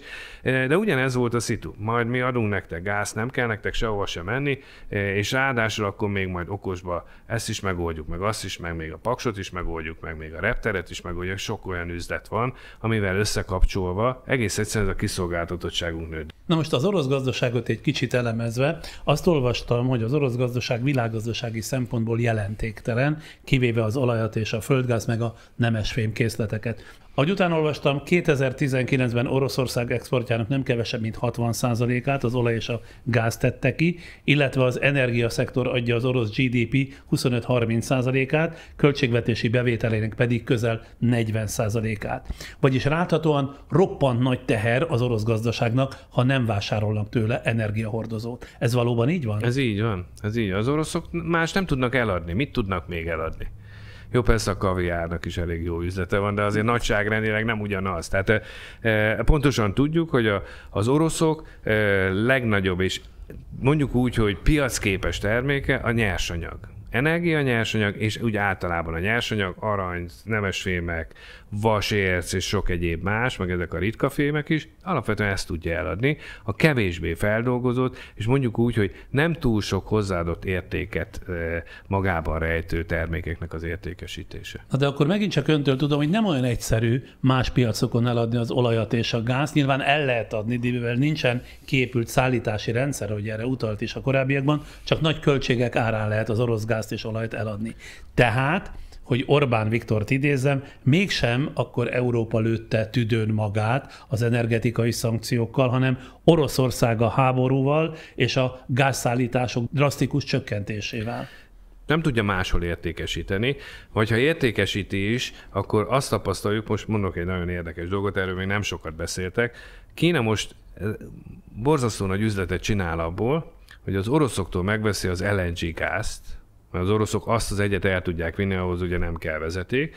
Az LNG gáz, a cseppfolyósított gázt eljutatják Kínába, a kínaiak meg elhozzák Európába, és magas áron eladják. Európa ugyanolyan drágán veszi meg, mint a többi cseppfolyósított gáz, a kínaiak meg megint dörzsölik a kezüket, milyen jól jártak. De nem ez az alapprobléma, ami miatt Oroszország sokkal inkább tüdőn lőtte magát, hanem a technológia. Hogyha az ember elmegy mondjuk az orosz olajipart megnézni, vagy földgázipart, ott minden nyugati technológia. A fúróberendezések nyugati technológia. Nem régi szovjet típusú fúróberendezés. Persze van ilyen is még, meg régi ilyen-olyan helyeken dolgoznak, de azért alapvetően a szibériai, jamali nagy beruházásokon, hogy nyugati technológia dolgozott, és hozzáteszem, a vezetékeken, a nagy távvezetékeken, amik Európát elérik, de már Kínát is elérik, azon nyugati technológia az, ami szabályozza ezt az egészet, a zárószerelvények, a folyamatirányító rendszerek, ez mind nyugati. És ha nem kapnak hozzá alkatrészt, akkor előbb-utóbb az, hogy oké, még a raktárban van. Aztán utána a raktárkészlet is kifolyt, és van még egy probléma, amiről szintén keveset beszélünk. A klímaváltozásnak van egy borzasztó erős hatása a szibériai mezőknél. Nem fagynak be úgy a szibériai mezők, mint régen. Sőt, elkezdett kiolvadni ez a permafrostnak nevezett valami, ami tele van metánnal. A metán az robbanásveszélyes elegyet alkot a levegővel. És előbb-utóbb ezt a problémát is kezelni kell, már pedig önmaguktól ezt az oroszok nem fogják tudni megoldani. Én olvastam az Aszódi Attila, aki ugye a korábbi kormánybiztosa volt és államtitkára a Paks 2 beruházásnak, ő maga írta le a blogjába, hogy Oroszország be fogja zárni magára a technológiai ajtót, és ne felejtsük el, hogy az 1986-os Csernobili katasztrófában szerepet játszott az, hogy a hidegháború miatt Oroszország el volt zárva a korszerű nyugati technológiáktól. Tehát ne így legyen, de ez előbb-utóbb még ilyen katasztrofális helyzetekbe is sodorhatja az oroszokat, hogyha nem tudják. Csak az oroszokat, tehát az egész Európát meg a világot. Most persze a nukleáris igen, de az összes többi esetben az oroszokat is. Nem beszélve arról, hogy állítólag a nyersanyag kitermelés visszafogása sem olyan egyszerű, már pedig vissza kell fogni, ugye, hogyha ilyen nagy mennyiségeket tárolni nem tudnak az oroszok. A BBC pár nappal ezelőtti jelentése szerint például a Szentpétervártól északnyugatra fekvő portóvájai cseppfolyósított földgázterminálban naponta mintegy 4,3 millió köbméter gázt égetnek el, ez mintegy napi 10 millió dollár, kb. 4 milliárd forint értékben. Mert nem tudnak ugye mit kezdeni vele, ezt jól értem. Ez így van. Tehát itt azt kell látni, hogy a kőolaj és földgázmezők nem olyan könnyedén leállíthatók. Ez nem egy doboz, amitnek bezárom a tetejét. Tehát amikor elkezdek termelni egy olajmezőt, akkor ott az olajjal együtt elindul a víz is. Hogyha én leállítom az olajmezőt akármi miatt is, attól a víz nem fog leállni, elkezdi egész egyszerűen az olajat kiszorítva átvenni a helyét. A földgázmezők esetében nem ennyire drasztikus a dolog, mert a földgáz az légnemű, tehát összenyomható. A folyadék ugye nem összenyomható, ezt tanultuk fizikából, de a földgáz az összenyomható, tehát valameddig jöhet a víz anélkül, hogy a készleteink sérülnének. Viszont a földgázmezőknél, és azért van most ez a fajta úgynevezett elfáklyázása ennek a borzasztó nagy mennyiségnek, mert a gázmezők esetében sem olyan, nem mindegyik gázmezőt lehet könnyedén visszaszabályozni, mert ott is jön egyrészt víz, másrészt a gázzal együtt többnyire jön úgynevezett gázkondenzátum, ez folyékony halmazállapotúvá válik, ahogy jön föl a kútba, csökken a nyomás, kiválik a folyadék belőle, viszont ha én leállítom, ez a folyadék, ahogy kivált, egész egyszerűen el fogja nyomni a kutat. Tehát van egy ilyen hosszú csövet, képzeljen el, és ott lesz benne egy folyadékoszlop, és utána, amikor újra akarom indítani, nem jön fel a gáz, mert ott a folyadék, nem fogja engedni, tehát inkább elégetik. Arról nem is beszél, van egyfajta demonstrációs, mondjuk úgy, hogy politikai dafke is ebbe, hogy azt mondják az oroszok, figyelj, nekünk annyi gázunk van, mi itt inkább elégetjük, de nem adjuk nektek. Tehát nyilván ez is benne van, de azért alapvetően ennek technológiai indoka van, méghozzá az, hogyha leállítanak mondjuk gázmezőket túl hosszú időre, akkor a felgyülemelt folyadék úgy lezárhatja magát a gázkutat, hogy az utána már pénzbe kerül, vagy sok műveletbe újraindítani. Mindezekkel együtt elképzelhetőnek tartja, hogy Putyin a következő hetekben teljesen leállítja a szállítást Európába. Pár napja ugyanis leállították ugye a gázszállítást az északi áramlaton, de idén korábban már 2 hétre, úgy emlékszem, szintén leállították a gázszállításokat. Deák András Oroszország szakértő szerint, ha az oroszok teljes mértékben elzárják a földgázt, akkor Magyarországon, Szlovákiában, Csehországban, Ausztriában, Olaszországban és Németországban egész egyszerűen gázhiány lesz. Tehát mit gondol, Putyin egyszer végleg elzárhatja a csapot? Hogyha lesznek is ilyen leállítások, mint ahogy volt is 2 hétre leállt, ön is említette az északi áramlat, az onnantól kezdve a 2 hét az már meghaladja azt az időtartamot, de mondjuk legyen 1 hónap, és akkor már megdupláztam, ami már az oroszoknak sokkal jobban fog fájni. Mert az oroszok jelenleg, ahogy ön is mondta, nincs más bevételük. Nem tudnak mást eladni, másból pénzt szerezni, már pedig a háború az egy költséges dolog. És bizony, az oroszok, mikor belevágtak az ukrán háborúba, akkor azt feltételezték, borzasztóan egy szuficit gyűlt össze a korábbi időszakban lévő magas energiaárak miatt, és azt gondolták, hogy abból én vígan el fogok itt háborúzgatni, jut pénz sok mindenre. Aztán azzal kezdte az amerikai Fed, hogy lezárolta a hozzáférést több mint a feléhez ennek a többletpénzüknek. Tehát nem férnek hozzá. A másik felét emészti folyamatosan a háború. Azért az emberek ne azt gondolják, hogy itt kopekákról van szó, itt millió dollárok mennek el naponta. Persze naponta sokat is keresnek a gázzal. Még bírják, de ez az kell, hogy legyen eladó termékük. Persze 1-2 napra meg lehet, 1-2 hétre meg lehet csinálni ezt a lezárást, mint hogy megcsinálták az északi áramlaton, most is áll egyébként az északi áramlat, de azt el tudom képzelni, hogy néhány hetes leállást követően már ők maguk mennének be, és mondanák, hogy főnök, menni kell, mert vagy a mezőink mennek tönkre, és nagyon komoly készletvesztésünk lesz, vagy nem kapunk érte pénzt, valami problémát fog okozni nekik. És azt úgy kell elképzelni, amiről ezekben a napokban hallunk, hogy bár az Európai Unió árplafont vezetne be a tőzsdén elszabaduló gázárakra, hogy ezzel megfékezzék az áramárak exponenciális emelkedését, majd a második lépcsőben az árampiaci árképzési modellbe nyúlnának bele, közben pedig számos áramtermelő cég extra profitját uniós szinten is megadóztathatják. Ez mit jelent? Az Európai Unió, ha az ársapkát bevezeti, ami egy tüneti kezelés, tehát ez olyan, mintha adnék egy kenőcsöt valamire, mondjuk egy ekcémára adok egy kenőcsöt, de nem kezdem el az ekcémát gyógyítani, akkor megint ki fog jönni. Tüneti kezelés az ársapka. Bejelentem, eddig fog tartani. Azonnal van egy hatása, most lezuhant például a gázára, nagyon sokat esett, közel 30%. Ennek a hírnek a hatására? Ennek a hírnek a hatására. Viszont látni akarja a piac azt, hogy én elkötelezett vagyok a következő lépésekbe. Keresek alternatív gázforrást, megnézem, hogy tudok például kevesebb energiát, kevesebb gázt fogyasztani, ehhez hatékonyabban kell felhasználnom ugyanazt, és megnézem azt, hogy mivel tudom egyébként még helyettesíteni a gázt, mondjuk megújuló energiaforrása. Ha mindezekre látja a piac, hogy az Európai Uniós tagállamok elkötelezetten lépnek, akkor azt fogja mondani, hogy akkor ez tartósan tartható ez az ár, mert már nem akarnak akkora igénnyel föllépni, nem fogják föltornázni az árat. Ha nincsenek ezek a lépések, hiányoznak, akkor a piac nem hiszi el, és megint elkezd fölfelé menni az ár. Nyomban reagálta a hírre az orosz miniszterelnök helyettes Alekszandr Novák. Azt mondta, Oroszország nem fog szállítani kőolajat és olajtermékeket mindazoknak az országoknak, amelyek támogatják az orosz kőolaj árának korlátozását. Be tudja akkor váltani ezek szerint az ígéretét, de csak rövid távon Oroszország, vagy szintén egy ijesztgetéssel van dolgunk? Az orosz ijesztgetés az ma már gyakorlatilag ilyen mindennapos dolog. Tehát valaki kiáll, és akkor mond valamilyen nagyon blőd dolgot. Tegnap kiállt a külügyi szóvivő, és azt mondta, hogy ő sose várta ennyire a telet, mert ő a nyarát amúgy jobban szereti, de most azért vár arra, mert Európa meg fog fagyni. Tehát ezek az üzengetések mennek, ugyanakkor azt is látni kell, hogy már az orosz olajexportban, egyébként a kőolajból sokkal nagyobb bevétele van Oroszországnak, mint a földgázból. Abból van az igazán nagy.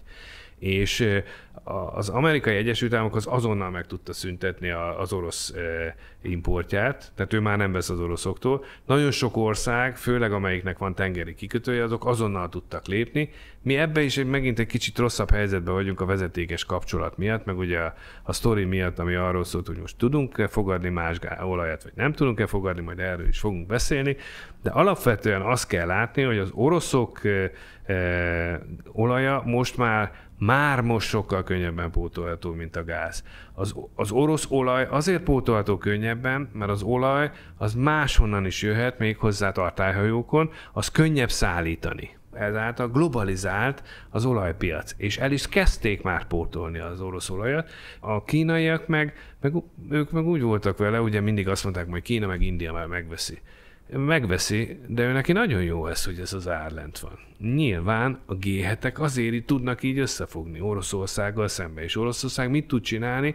Hát legalább azt a néhány országot megfenyegeti, aki egyébként tényleg hozzá van kötve a vezetékes kapcsolat miatt, mint Magyarország, meg Szlovákia, meg Csehország, akik borzasztó nehezen tudnak leválni erről a dologról, hogy meg nem merjétek szavazni. És azt elképzelhetőnek tartja, hogy visszakanyarodjunk Magyarországról, hogy Orbán Európai Unió ellenes és orosz barát magatartása miatt, mint egy ellenszolgáltatásként Magyarországgal kivételt tesz Putyin. Mert ugye a Magyar Energetikai és Közműszabályozási Hivatal, ez az, akiről beszéltünk, augusztus végén azt jelentette, hogy a hazai gáztárolókban az ország 5 éves átlagfogyasztása 35%-ának megfelelő földgáz már ott van. Szijjártó külügyminiszter pedig diadalittasan a minap azt jelentette, hogy megvan az új orosz gáz megállapodás a Gazprommal, ami azt jelenti, hogy az augusztusban naponta az oroszoktól kapott 2,6 millió köbméter gáz után szeptemberben és októberben napi kb. 5,8 millió köbméternyi gáz kapunk, de ez állítólag a hírek szerint csak plusz 10 napra elég gázt jelent. Szóval akkor most ezzel biztonságban leszünk egész télen, vagy szó sincs még arról? Akkor gyorsan tisztázzunk. A tárolókban jelenleg meglévő összes gáz 4 milliárd köbmétert meghaladja. Ez azt jelenti, hogy a magyar lakosság teljes éves fogyasztása, nem a téli, az éves fogyasztása 4,5 milliárd köbméter. Tehát akkor ez rendben van. Ez gyakorlatilag azt jelenti, többé-kevésbé. Ugyanakkor azt kell látni, hogy minden országnak a gázellátása 3 alappillére nyugszik. Az egyik a hazai termelés, ha van, nekünk van. A másik az import, és a harmadik a földgáztároló. A földgáztárolóknak ugyanis nem az a funkciója, hogy én nyáron betárolok, télen meg csak abból élek. Annak a téli különbözetet kell biztosítani úgy, hogy közben jön az import, meg jön a hazai ellátás. Ha bármelyiken zavar van ezen a hazai meg az importon, akkor a tároló be tud segíteni. De nem az a feladata, hogy innen éljünk télen. Tehát a most benne lévő 4 milliárd köbméter nagyon sok időre elég. Ha egy téli nap fogyasztását nézzük, ami úgy egy átlagos téli napon kb. 50 millió köbméter fogy el. Egy nagyon hideg téli napon 70-71 millió. Ez azt jelenti, hogy egy átlagos téli napból azért el tudunk húzni 4 milliárd köbméterre elég sokáig.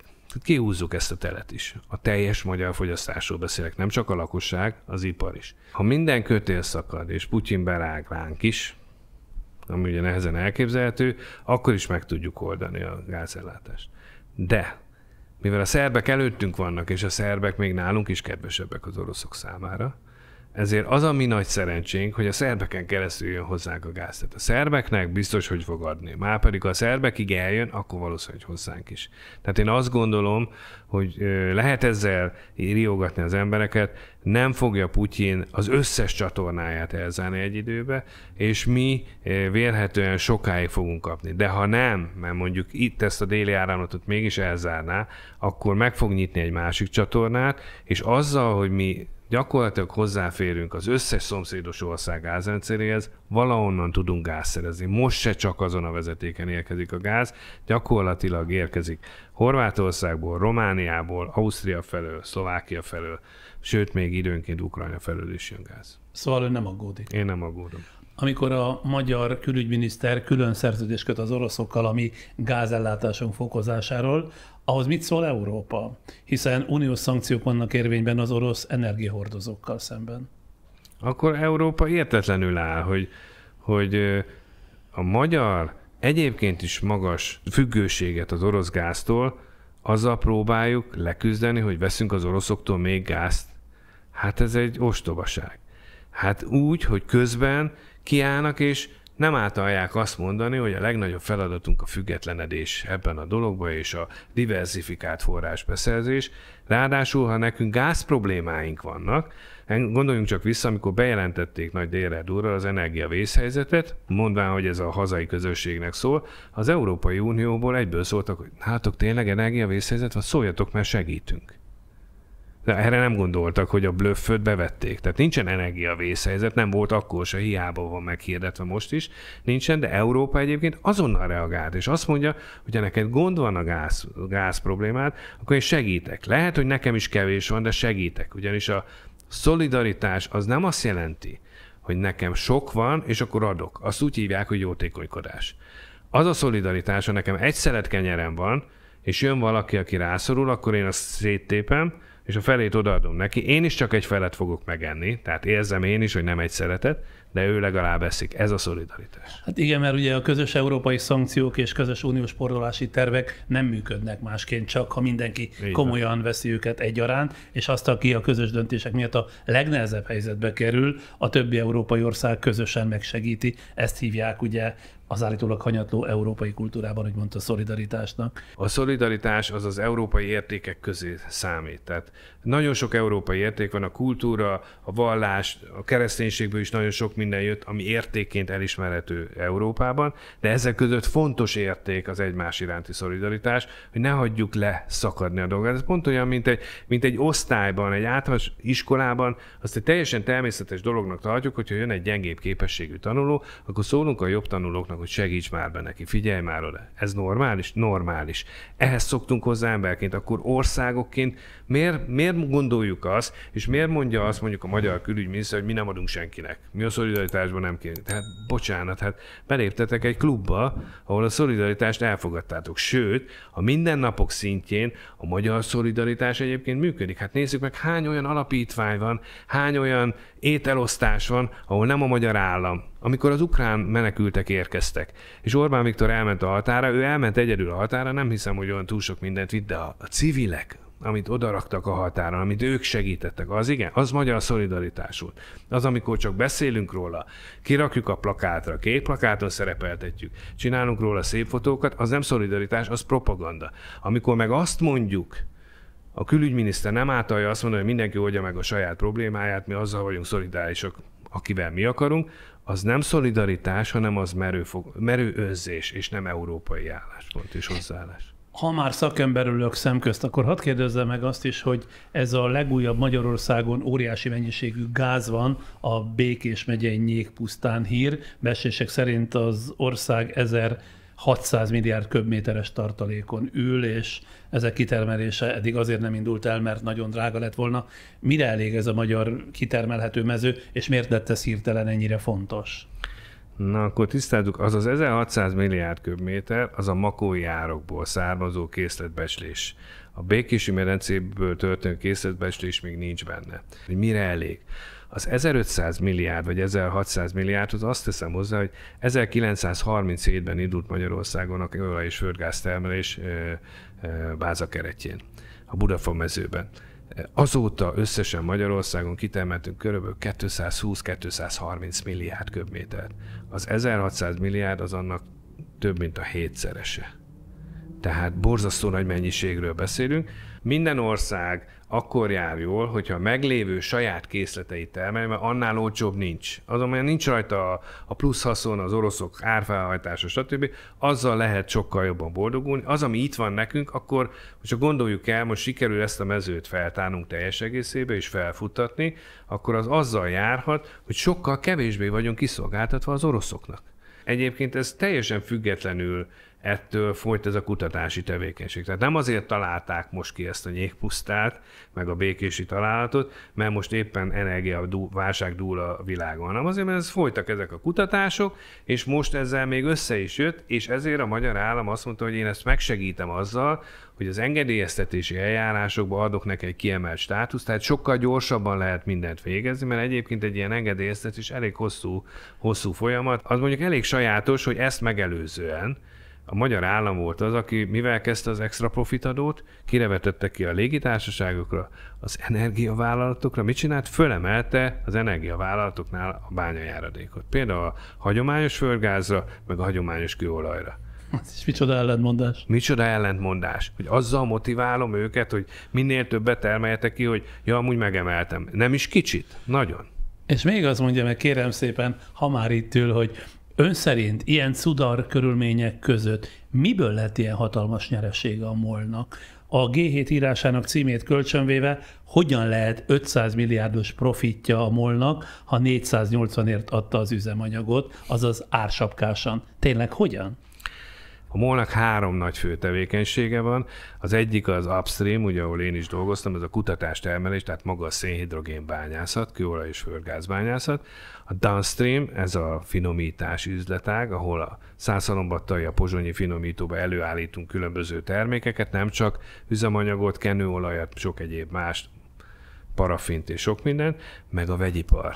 Ez ugye a MOL-nál a TVK, illetve a Szlovnap mellett működő Petchem, tehát a petrokémiai gyár. Ez a 3 fő üzletág. Ezen kívül van természetesen kis és nagy kereskedelme, és ez a kis kereskedelem, ez az, ami a MOL-t megjeleníti a lakosság számára, de nem ebből él. De ez csak a jéghegy csúcsa. Így van, a jéghegy csúcsa, és ez a másik 3 üzletág magas olajárak mellett nagyon jól produkál. És hogyha ez egy kézben van, annál jobb üzlet nincs. Amikor a teljes értékláncot én birtoklom, az a legbiztosabb üzlet. A MOL-nak ebből jön a nagy haszna, és ezért tudja elviselni például azt a veszteséget, ami a 4-8-on ellenére van. No, panaszkodott rendesen. A MOL-nak is részvényesei vannak, ahol vannak külföldiek, és a külföldi részvényes azt mondja, hogy hát figyelj már, miért adtok ti ilyen lehetőséget? Miért nem reklamáltok? Legalább reklamáljátok. És teljesen joggal. Hát a MOL teljesen joggal mondja azt, hogy oké, volt egy átmeneti időszak, ársapka, amiről beszéltünk. De most már azért elég legyen. Ön szerint, és ez már egész Európára vonatkozó kérdés ebben, az egész energiaháborúban mi a legrosszabb forgatókönyv? Az energiaháborúban az a legrosszabb forgatókönyv, hogyha úgy zárunk ki bizonyos szereplőket a piacról, hogy közben az általuk biztosított nyersanyagot nem tudjuk pótolni másonnan. Azaz, az oroszokat mondjuk eltávolítjuk teljes egészében az európai piacról. Én ennek nem vagyok híve, mert az orosz gáznak és az orosz olajnak is meg kell, hogy legyen a helye. Csak sokkal alacsonyabb mértékben, úgy, hogy ne legyen zsaroló pozícióban, ne legyünk kiszolgáltatva neki. Van egyfajta hármas elvárás az Európai Unió előtt, hogy legyen elérhető áru, olcsó energia. Ne nagyon bántsam azért a klímavédelmi céljaimat, de azért Oroszországot is fegyelmezze meg, mert én az ukránok mellett állok. Ez egy borzasztó nehéz dolog. Tehát egy ilyen dilemmát feloldani, az nem megy egyik pillanatról a másikra, mert azt mondom, hogy legyen olcsó energia, de az oroszok fölfelé emelik, akkor mit csináltak? Jó, akkor vegyük elő a szénerőműveket mégis, de ha szénerőműveket előveszem, és mondjuk nincs rá időm, hogy megcsináljam azokat a klímapolitikai beruházásokat rajta, hogy kevesebb legyen a kibocsátás, akkor most növelem a kibocsátást. Bár inkább azért az atomerőművek elővételéről lehet hallani, nem? Hát a németeknél nem, néhányat nem zárnak be. De nem, tehát azt azért látni kell, hogy bezárt erőművek újranyitása az majdnem annyiba kerül, mint egy újat felépíteni. Ez tagadhatatlan. Magyarországon is az előbb emlegettük ezt a energia vészhelyzeti forgatókönyvet, ott van benne, hogy a mátrai erőműnek a régi blokkjait újra kell nyitni. Hát azért most fő a fejünk keményen, főleg akik ezen dolgoznak, hogy ezt hogy csinálják meg.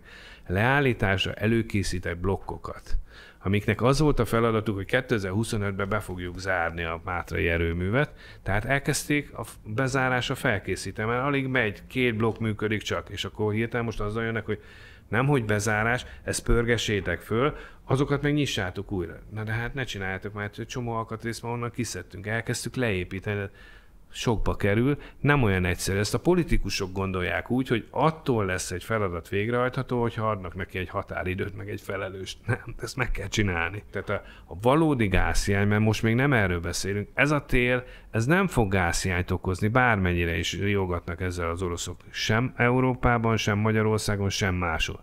A következő tél, az már érdekes lesz, mert a következő télen már annak kell vizsgázni, hogy ki mennyire nézett annak utána, hogy például az orosz gáz egyre kisebb mértékben játszon szerepet a saját nemzetgazdaságában. És hogyha ezt nézzük, mondjuk a magyar külügyminiszter, mit tett ezért?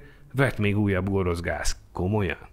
Én nem egészen erre gondoltam, mert szerintem az egy nagyon fontos kérdés, hogy a nyugati jóléthez és biztonsághoz szokott társadalmak nem fognak-e fellázadni például a megszorítások, a jelentős árnövekedések, illetve a hiányok miatt, vagy nem buktatják-e meg mondjuk a mérsékelt kormányaikat, hogy a radikálisoknak, nacionalistáknak, szélsőjobboldaliaknak, háborús barátoknak adják a kezébe a hatalmat, mert ez tényleg Európa végét és újabb háborúk sorozatát jelenteni. Tagadhatatlan, hogy minden válsághelyzetben az ilyen jellegű hangok és az ilyen jellegű szélsőségek felerősödnek, és most egy olyan válsághelyzetet érünk meg, ami még soha nem volt.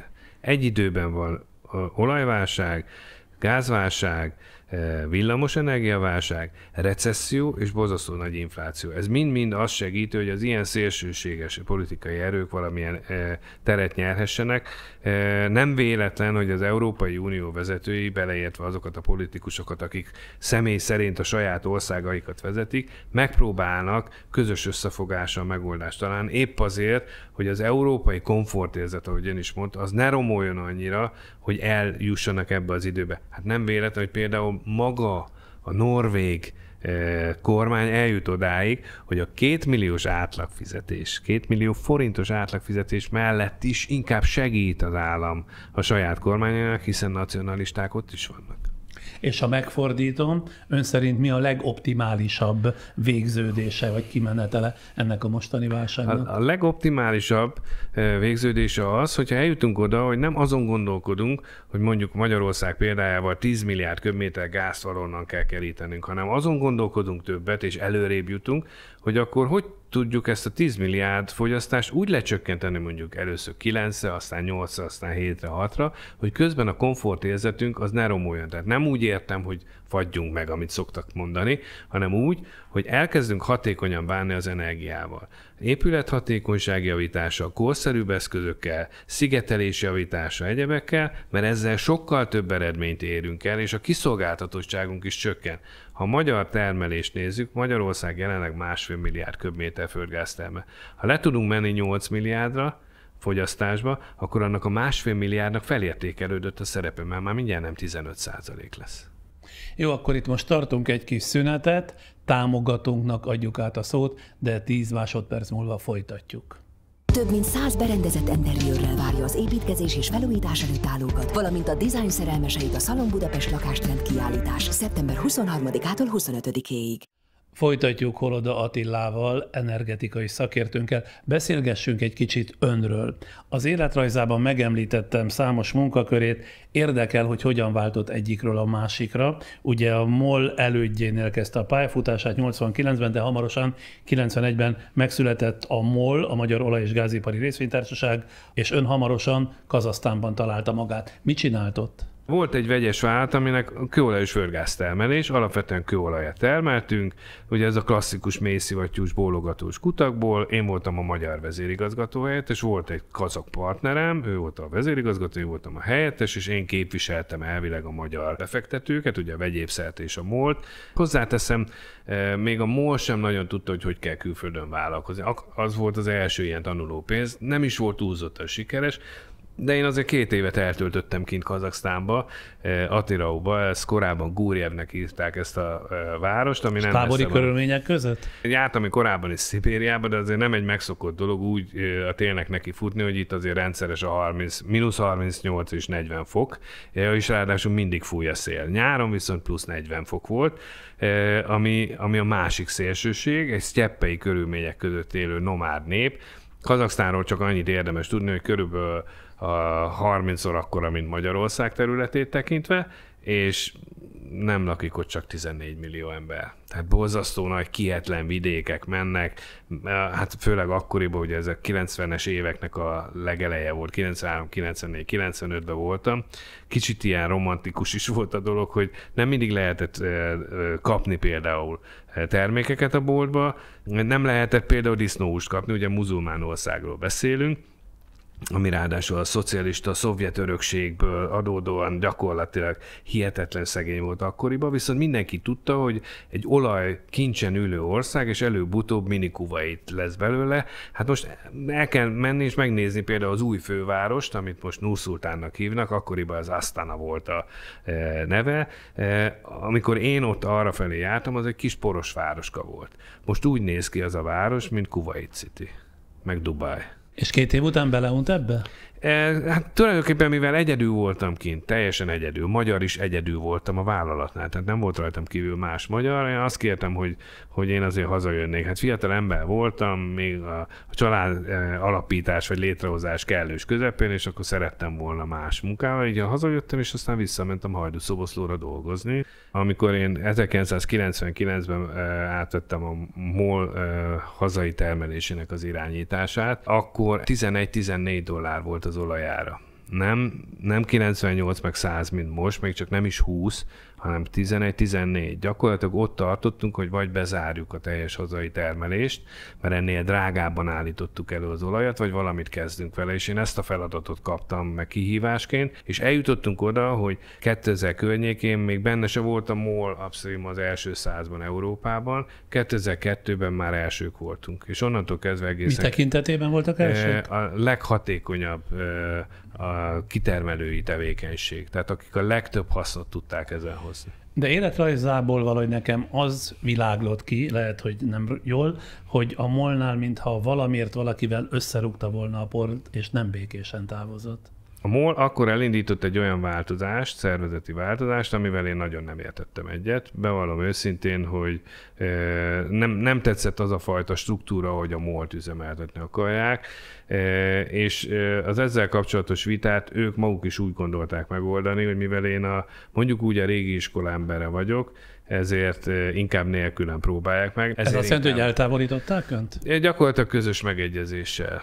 Finoman ezt így mondják. Igen, ezt így mondják finoman, tehát nagyon úriember és gálás volt a MOL, amikor elküldte ezeket a menedzsereket, köztük engem is. És hogy került a horvát olajcéghez, az INA-hoz, és mit jelent az, hogy ott az igazgatóság tagja volt? Amikor a MOL megszerezte a menedzsment jogokat, ez 2009-ben volt, akkor ez azt is jelentette, hogy az igazgatóságban sokkal nagyobb szerepet kellett vállalni a MOL-nak. Ez még akkor volt, amikor én már az Eurázsiai Kutatástermelésnek a vezetője voltam, és én kaptam azt a feladatot, hogy az INA kutatás termelésével kapcsolatos dolgokat felügyeljen. Tehát minden előterjesztés, minden javaslat, az ottani szervezeti átalakítás, stb. Azt velem egyeztetve csinálták. Volt egy kollégám, aki a finomításnak ugyanezt a részét kezelte. Tehát gyakorlatilag erről szintén nyilván a horvátok nem szívesen beszélnek, de a MOL nélkül, a MOL átvétele nélkül ma nem lenne INA.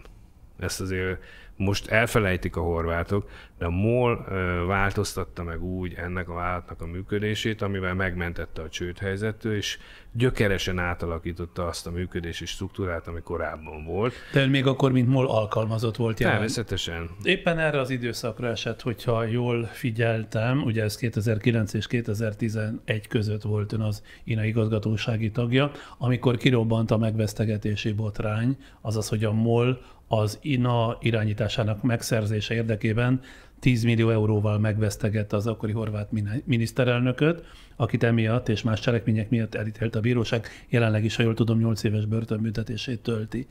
Hernádi Zsolt MOL elnököt pedig távollétében ítélte 2 évre a horvát legfelsőbb bíróság, miközben évekig köröztette is az Interpollal. Végül pár héttel ezelőtt a beruházási viták rendezésének nemzetközi központja, mint választott bíróság, úgy tudom, kimondta, hogy Hernádi Zsolt nem vesztegette meg a horvát államot az INA megszerzése érdekében. Dióhéjban ennyi a történet. A kérdésem az, hogy ön ezt hogy élte meg? Nekünk a működés ellenőrzése volt a feladatunk. Mi az egyéb dolgokról nem is értesültünk, nem is volt a mi feladatunk, hogy ezzel foglalkozunk. Gyakorlatilag nekünk az volt a feladatunk, hogy a vállalatot helyes pályára állítsuk a legjobb tudásunk szerint, és ennek megfeleltünk, hogy a MOL milyen egyeztetések kapcsán jutott el oda, hogy meg tudta szerezni ezt a menedzsment jogokat, ahhoz nekünk nem is nagyon volt közünk, információnk se volt róla, de hát ugye azt halljuk most, hogy végül is a választott bíróság is úgy döntött, hogy ebben nem igazolódott be az, amit a horvátok mondanak. A horvátok elég sok mindennel megvádolták egyébként a MOL, többek között azt is, hogy az... De miért, hogyha egyszer azt mondja, hogy a MOL nélkül az INA ma már nem lenne? Ez egy érdekes kérdés, és én meg is értem tökéletesen a horvát kollégákat. Az INA a horvátok számára az nem egyszerűen egy vállalat.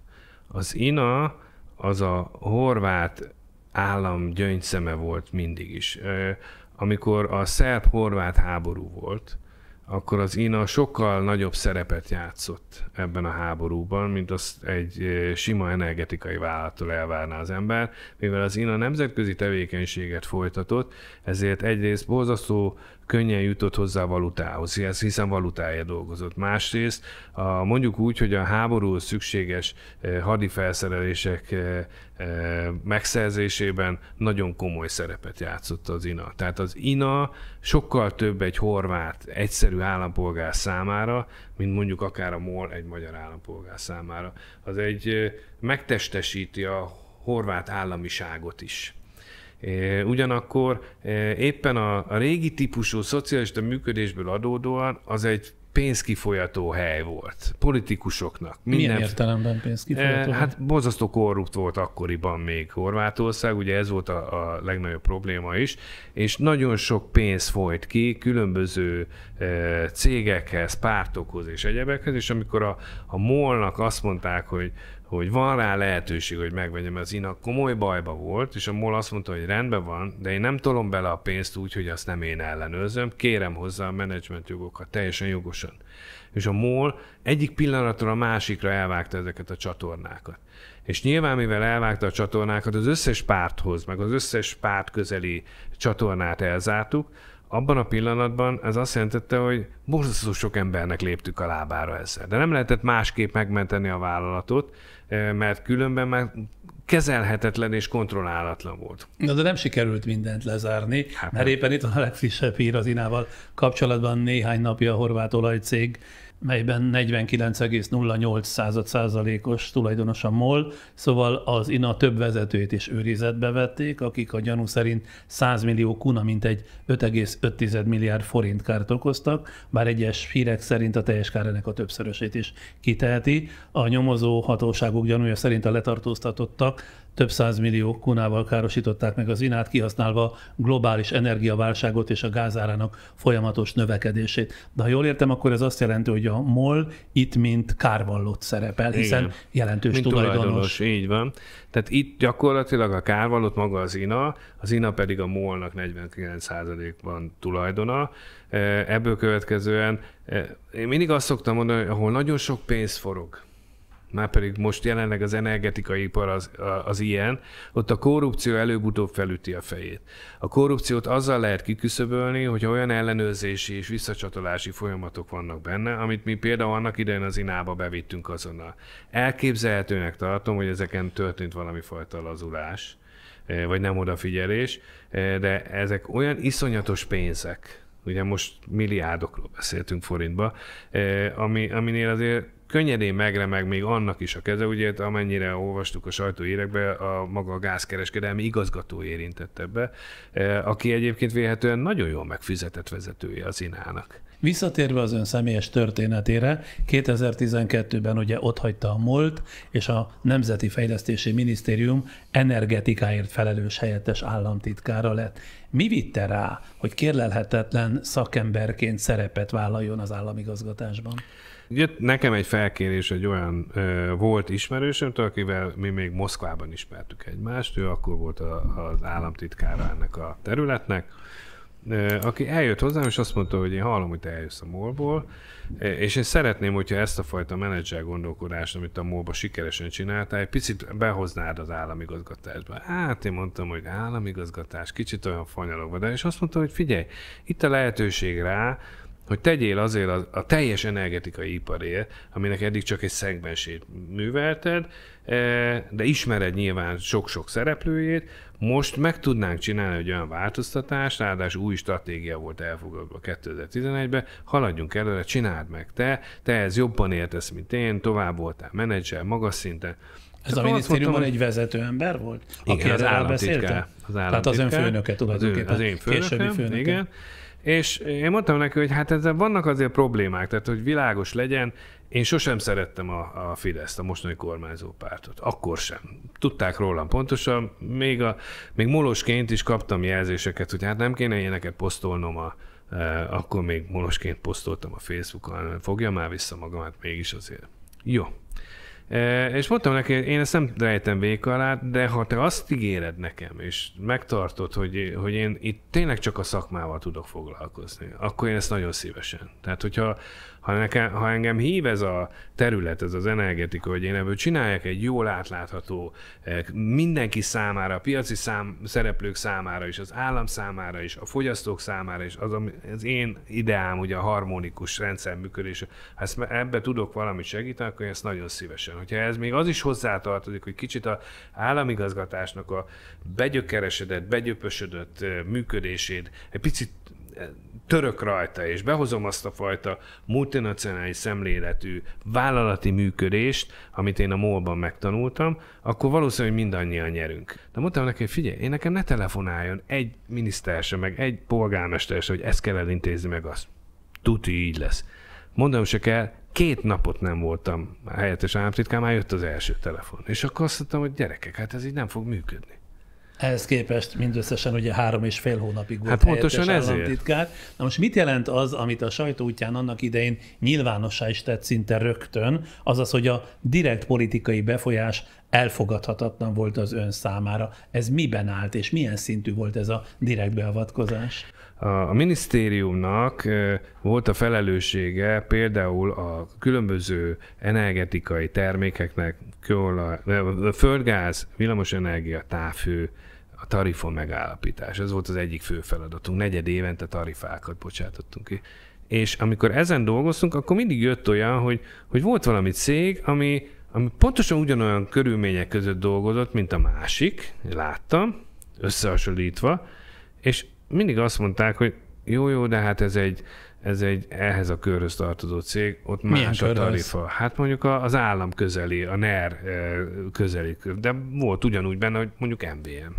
Az MVM-es cégeknél más tarifát kellett megállapítani, és mondtam, de miért kéne más tarifát?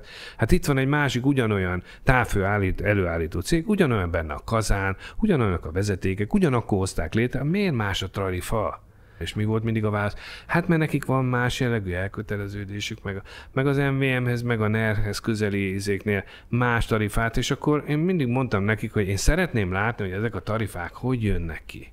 Na de 3 hetembe telt, mire megkaptam a képleteket, és akkor mondták, hogy ez nagyon bonyolult. De mondtam neki, figyeljetek, én mérnök vagyok, nem hülye. Na de ne haragudjon, hát akkor, amikor önt helyettes államtitkárrá választották, vagy nevezték ki ebben a bizonyos Nemzeti Fejlesztési Minisztériumban, 2 éve volt hatalmon már a Fidesz, és már akkor jól lehetett látni, hogy miféle természetű hatalmi alakulat ez.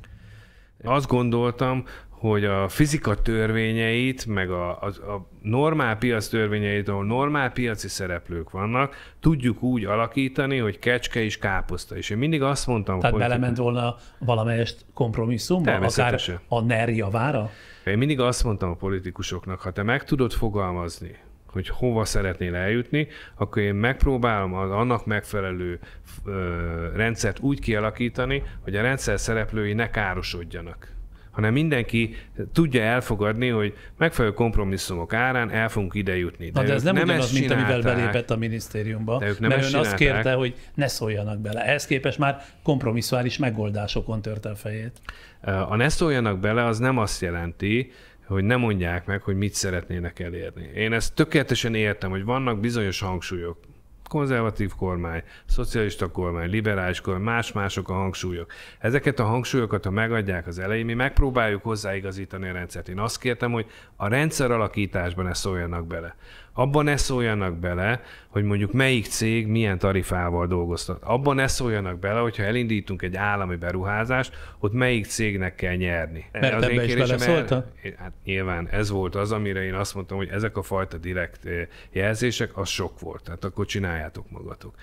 Mint ahogy az is sok volt, hogy közölték, hogy hát akkor a miniszterelnök rezsicsökkentést szeretne 10%-ot. És mondtam, hogy hát ez nem így működik. Tehát nézzük már meg, hogy hol, melyik területen, melyik céget tönkretesszük, vagy sem. Az első javaslatot én letettem 2012. október elején, hogy hogyan alakítsuk át a rezsirendszert. Csak hogy a sajtó a nyilatkozatot azt úgy hozta le, vissza lehet keresni, hogy 18-26% rezsiemelés is jöhet. Azt elfelejtették hozzátenni a címbe, hogy a lakosság 6%-ának. Tehát a gazdagoknak. Így van. Ezt emelték ki, mert ez volt a hír. Ezek után a politikusoktól kaptam az üzenetet, hogy lehet ilyet bejelenteni, szó se lehet róla. Ha csökkentünk, akkor minek csökkentünk. De mondtam, hogy hát ez nem normális dolog. Hát a kormánynak pont az a feladat, hogy szociálisan lépjen, és azoknak segítsen, akinek kell. Nem szó se lehet róla, a miniszterelnök így akar. És akkor mondtam, hogy hát vannak olyan területei az energetikának, ami nem fogja ezt elviselni, például a víziközmű. Nem hitték el. Mivel telt be a pohár? Tehát mi volt az utolsó pont, amikor eldöntötte 3,5 hónap után, hogy ott hagyja a minisztériumot?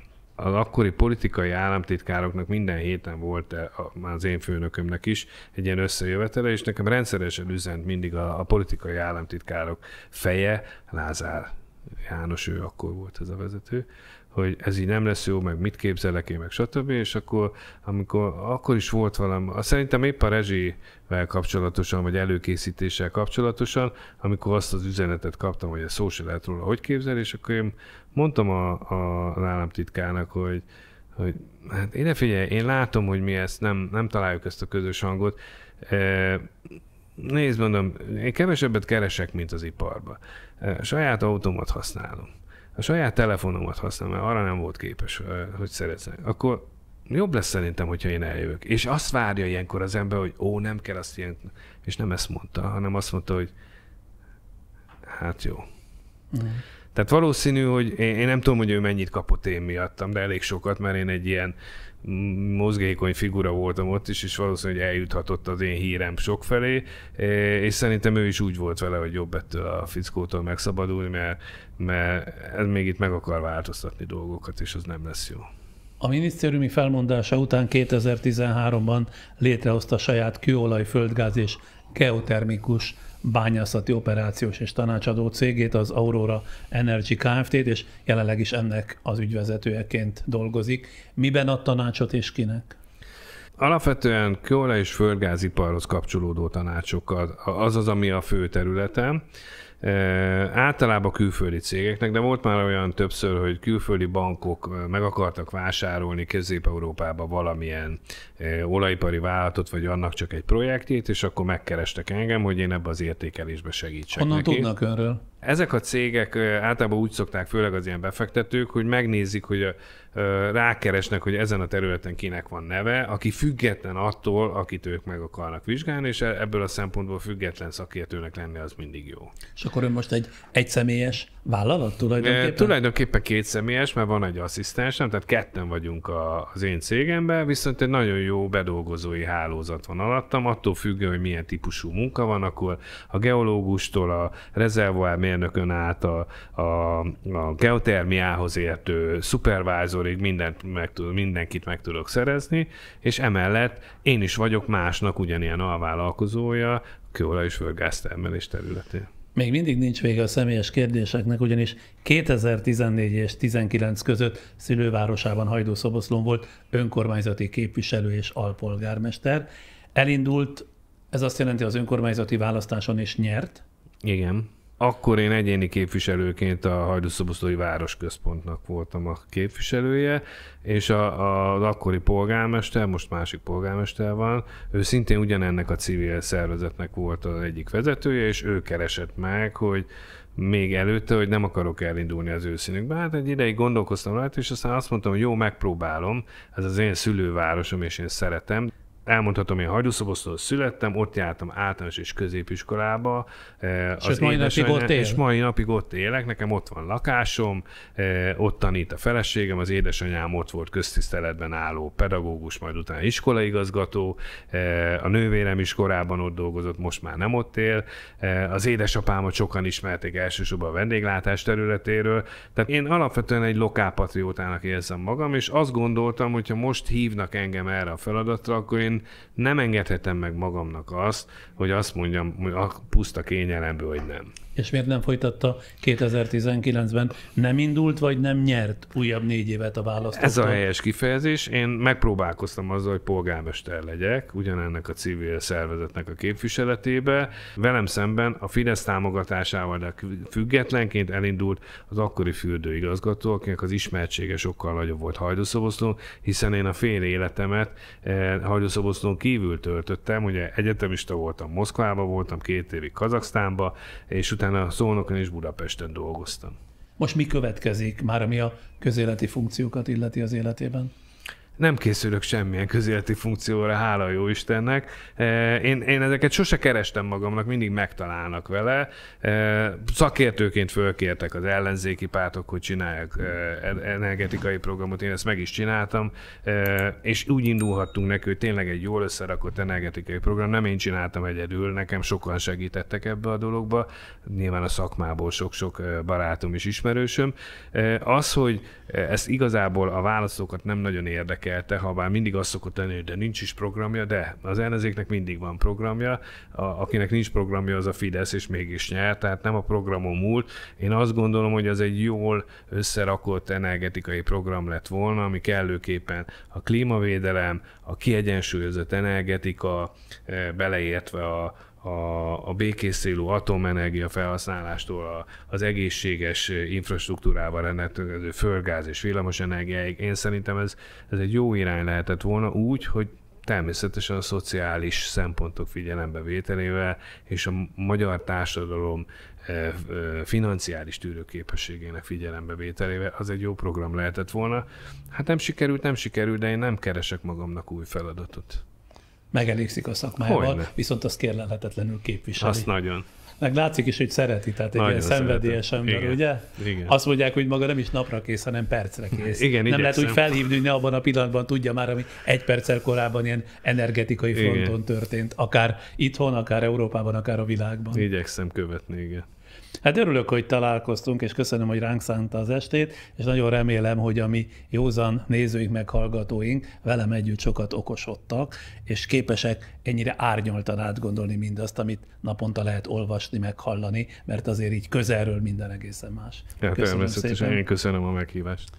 Önöktől, akik végignézték vagy hallgatták ezt a sokrétű beszélgetést, azt kérem, hogy ha elismerik, hogy a műsorkészítés is munka, akkor akár a patreon.com oldalon, akár itt a YouTube képernyőnk alatt jobbra a köszönet gomb megnyomásával támogassák műsorkészítésünket, amit előre is köszönök.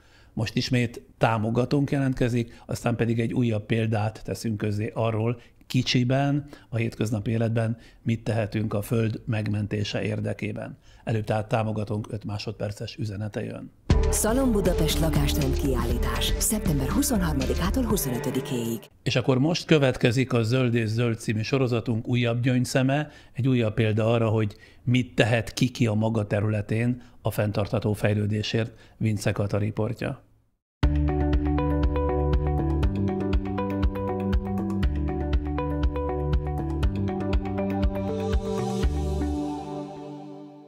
Sziasztok, én Albert vagyok, ő pedig Virág és Kirill. Mi a Moon csapatával minden nap azon dolgozunk, hogy minél több ételt megmenthessünk a pazarlástól. Az ételpazarlás az egyik legbosszantóbb oka a klímaváltozásnak, hiszen rengetegen vannak, akik éheznek, és egyre drágábbak az élelmiszerárak, mi pedig továbbra is rengeteget pazarlunk. Mi amikor elindítottuk a Moonchot, akkor azon gondolkoztunk, hogy mi egyetemista fiatalként mit tudnánk kezdeni egy ekkora globális problémával. És arra jutottunk, hogy az a talán legjobb módja, hogyha megkérdezzük a vendéglátóhelyeket és a boltokat, hogy mit kezdenek azokkal az ételekkel, amik még fogyaszthatóak, jó minőségűek, de másnap már nem tudnák mondjuk eladni. A Moonchot Budapesten néhány tucat vendéglátóhellyel, pékséggel indítottuk el, de mára már országszerte működünk közel 600 étteremmel. Maga a mooncholás folyamata úgy néz ki, hogy a weboldalon vagy az appon belül tudjuk lefoglalni a nekünk tetsző meglepetés csomagot. Vannak különböző kategóriák, pékségek, zöldségesek, éttermek, illetve térképes vagy listás nézetben is tudjuk szűrni például speciális étrend szerint ezeket a csomagokat. Ha megvan a nekünk tetsző, akkor lefoglaljuk és előre kifizetjük kártyával, majd a megadott idősávban lehet érte menni. Ezzel igazából mindenki jól jár, te ugye jól laksz, nagyjából féláron, a vendéglátóhely pedig veszteségből bevételt szerez, és nem utolsó sorban jól jár a környezet, hiszen az ételpazarlás ellen is tettünk. Minden egyes étel, amit kidobnának, annak az előállítása során rengeteg széndioxid, illetve különböző káros anyagot bocsátunk ki, és hogyha mindez a végén a kukába landol, akkor felesleges volt ezt elkészíteni, úgyhogy tényleg egy fenntarthatósági értéket is tudunk teremteni a partnereinknek. Mi magyarok úgy átlagosan 65-68 kg ételt dobunk egy évben, úgyhogy az ételpazarlás nem csak a vendéglátásban probléma, hanem a konyhában is. Ezért a social media felületeinken és a blogunkon nagyon fókuszálunk arra, hogy segítsünk az embereknek abban, hogy otthon is tudjanak ételt menteni, illetve hogy tudják, hogy például egy meglepetéscsomag zöldségből mégis mit lehet készíteni, hogy nehogy az is esetleg a kukába kerüljön. A fenntarthatóság nem mindig és nem feltétlen lemondásokkal jár, hanem az ételmentés abszolút lehet egy ilyen kreatív folyamat is, magán a Moonchon keresztül is rengeteg újféle ételt próbál ki az ember, illetve otthon a konyhában is van nagyon sok ilyen alapanyag, amit sokan már kidobnának, pedig még tökéletesen felhasználható, és egy-két kreatív recept segítségével csodálatos ételeket varázsolhatunk belőle. Mi ezt így a saját bőrünkön is tapasztaljuk, és megosztunk ezzel kapcsolatos tippeket a social media felületeinken és a blogunkon is. Most 3 ilyen kis ételmentő tippet fogok megmutatni. Az első arra az esetre nagyon praktikus, amikor az ember csak egy kis fűszernövényt szeretne venni, de csak egy nagy csomag van a boltban, úgyhogy fűszernövényeket fogunk olajban lefagyasztva elrakni, és ilyen fűszerkockákat csinálni belőle.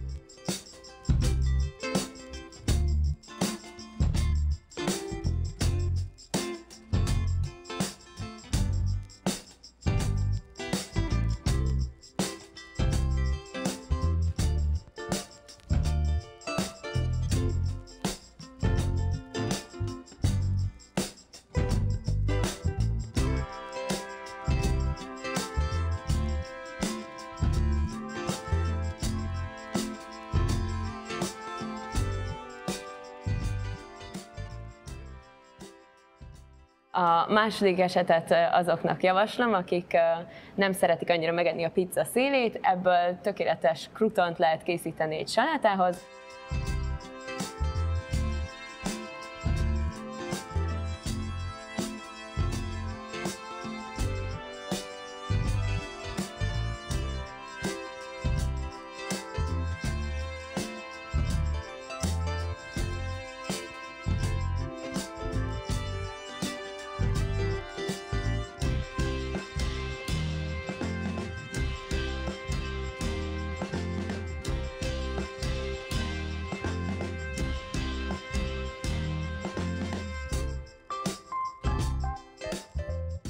A harmadik tipp pedig akkor nagyon hasznos, hogyha mondjuk a répát nem használtuk fel egy ideig, és már nem olyan friss, ezzel a tippel újra ropogóssá lehet tenni.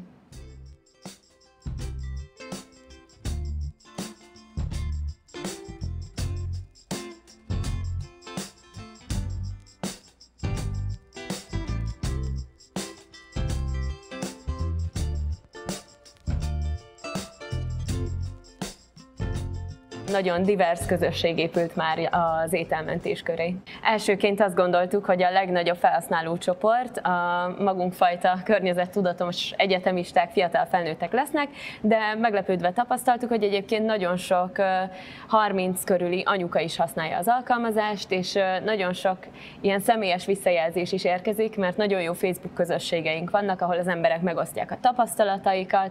Volt olyan, hogy valaki továbbadta a meglepetés csomagját egy hajléktalannak, és az étterem is látta ezt a történetet, és ők pedig megjutalmazták egy kuponnal, mert ilyen jótékony volt. Több mint 500 tonna károsanyag fölösleges kibocsátását tudtuk megelőzni. Ez körülbelül annyi károsanyagnak felel meg, amibe került volna, hogyha egyszer körbeautóztuk volna a Földet. Azt gondolom, hogyha ezt sokan csináljuk, akkor egy pillangó hatásszerűen nagyobb eredményeket is el tudunk közösen érni. Hogyha sokan gondoljuk azt, hogy igenis tehetünk valamit a fenntarthatóságért, akkor ezzel rákényszerítjük a multikat, illetve a különböző nagy láncokat is, hogy ők is jobban kiszolgálják ezeket a vásárlói igényeket, és ennek köszönhetően egy szemléletváltozás tud megindulni akár globális szinten. Egy-egy megmentett ételcsomag, vagy egy-egy háztartási praktika alkalmazása összeadódik, és közösen sokat tehetünk a pazarlás ellen. Arra szeretnénk titeket is inspirálni, hogy tegyetek velünk a fenntarthatóságért. Hol találkozik a múlt és a jövő? A jelenben. Ne csak figyeljük, legyünk aktív részesei a fejlődésnek. Mert minden lépés egy befektetés is a környezetünkért, a világért. Ne csak legyen, tegyen is a jelenben a jövőért. Raiffeisen Bank a fenntarthatóságért. A jövő időben.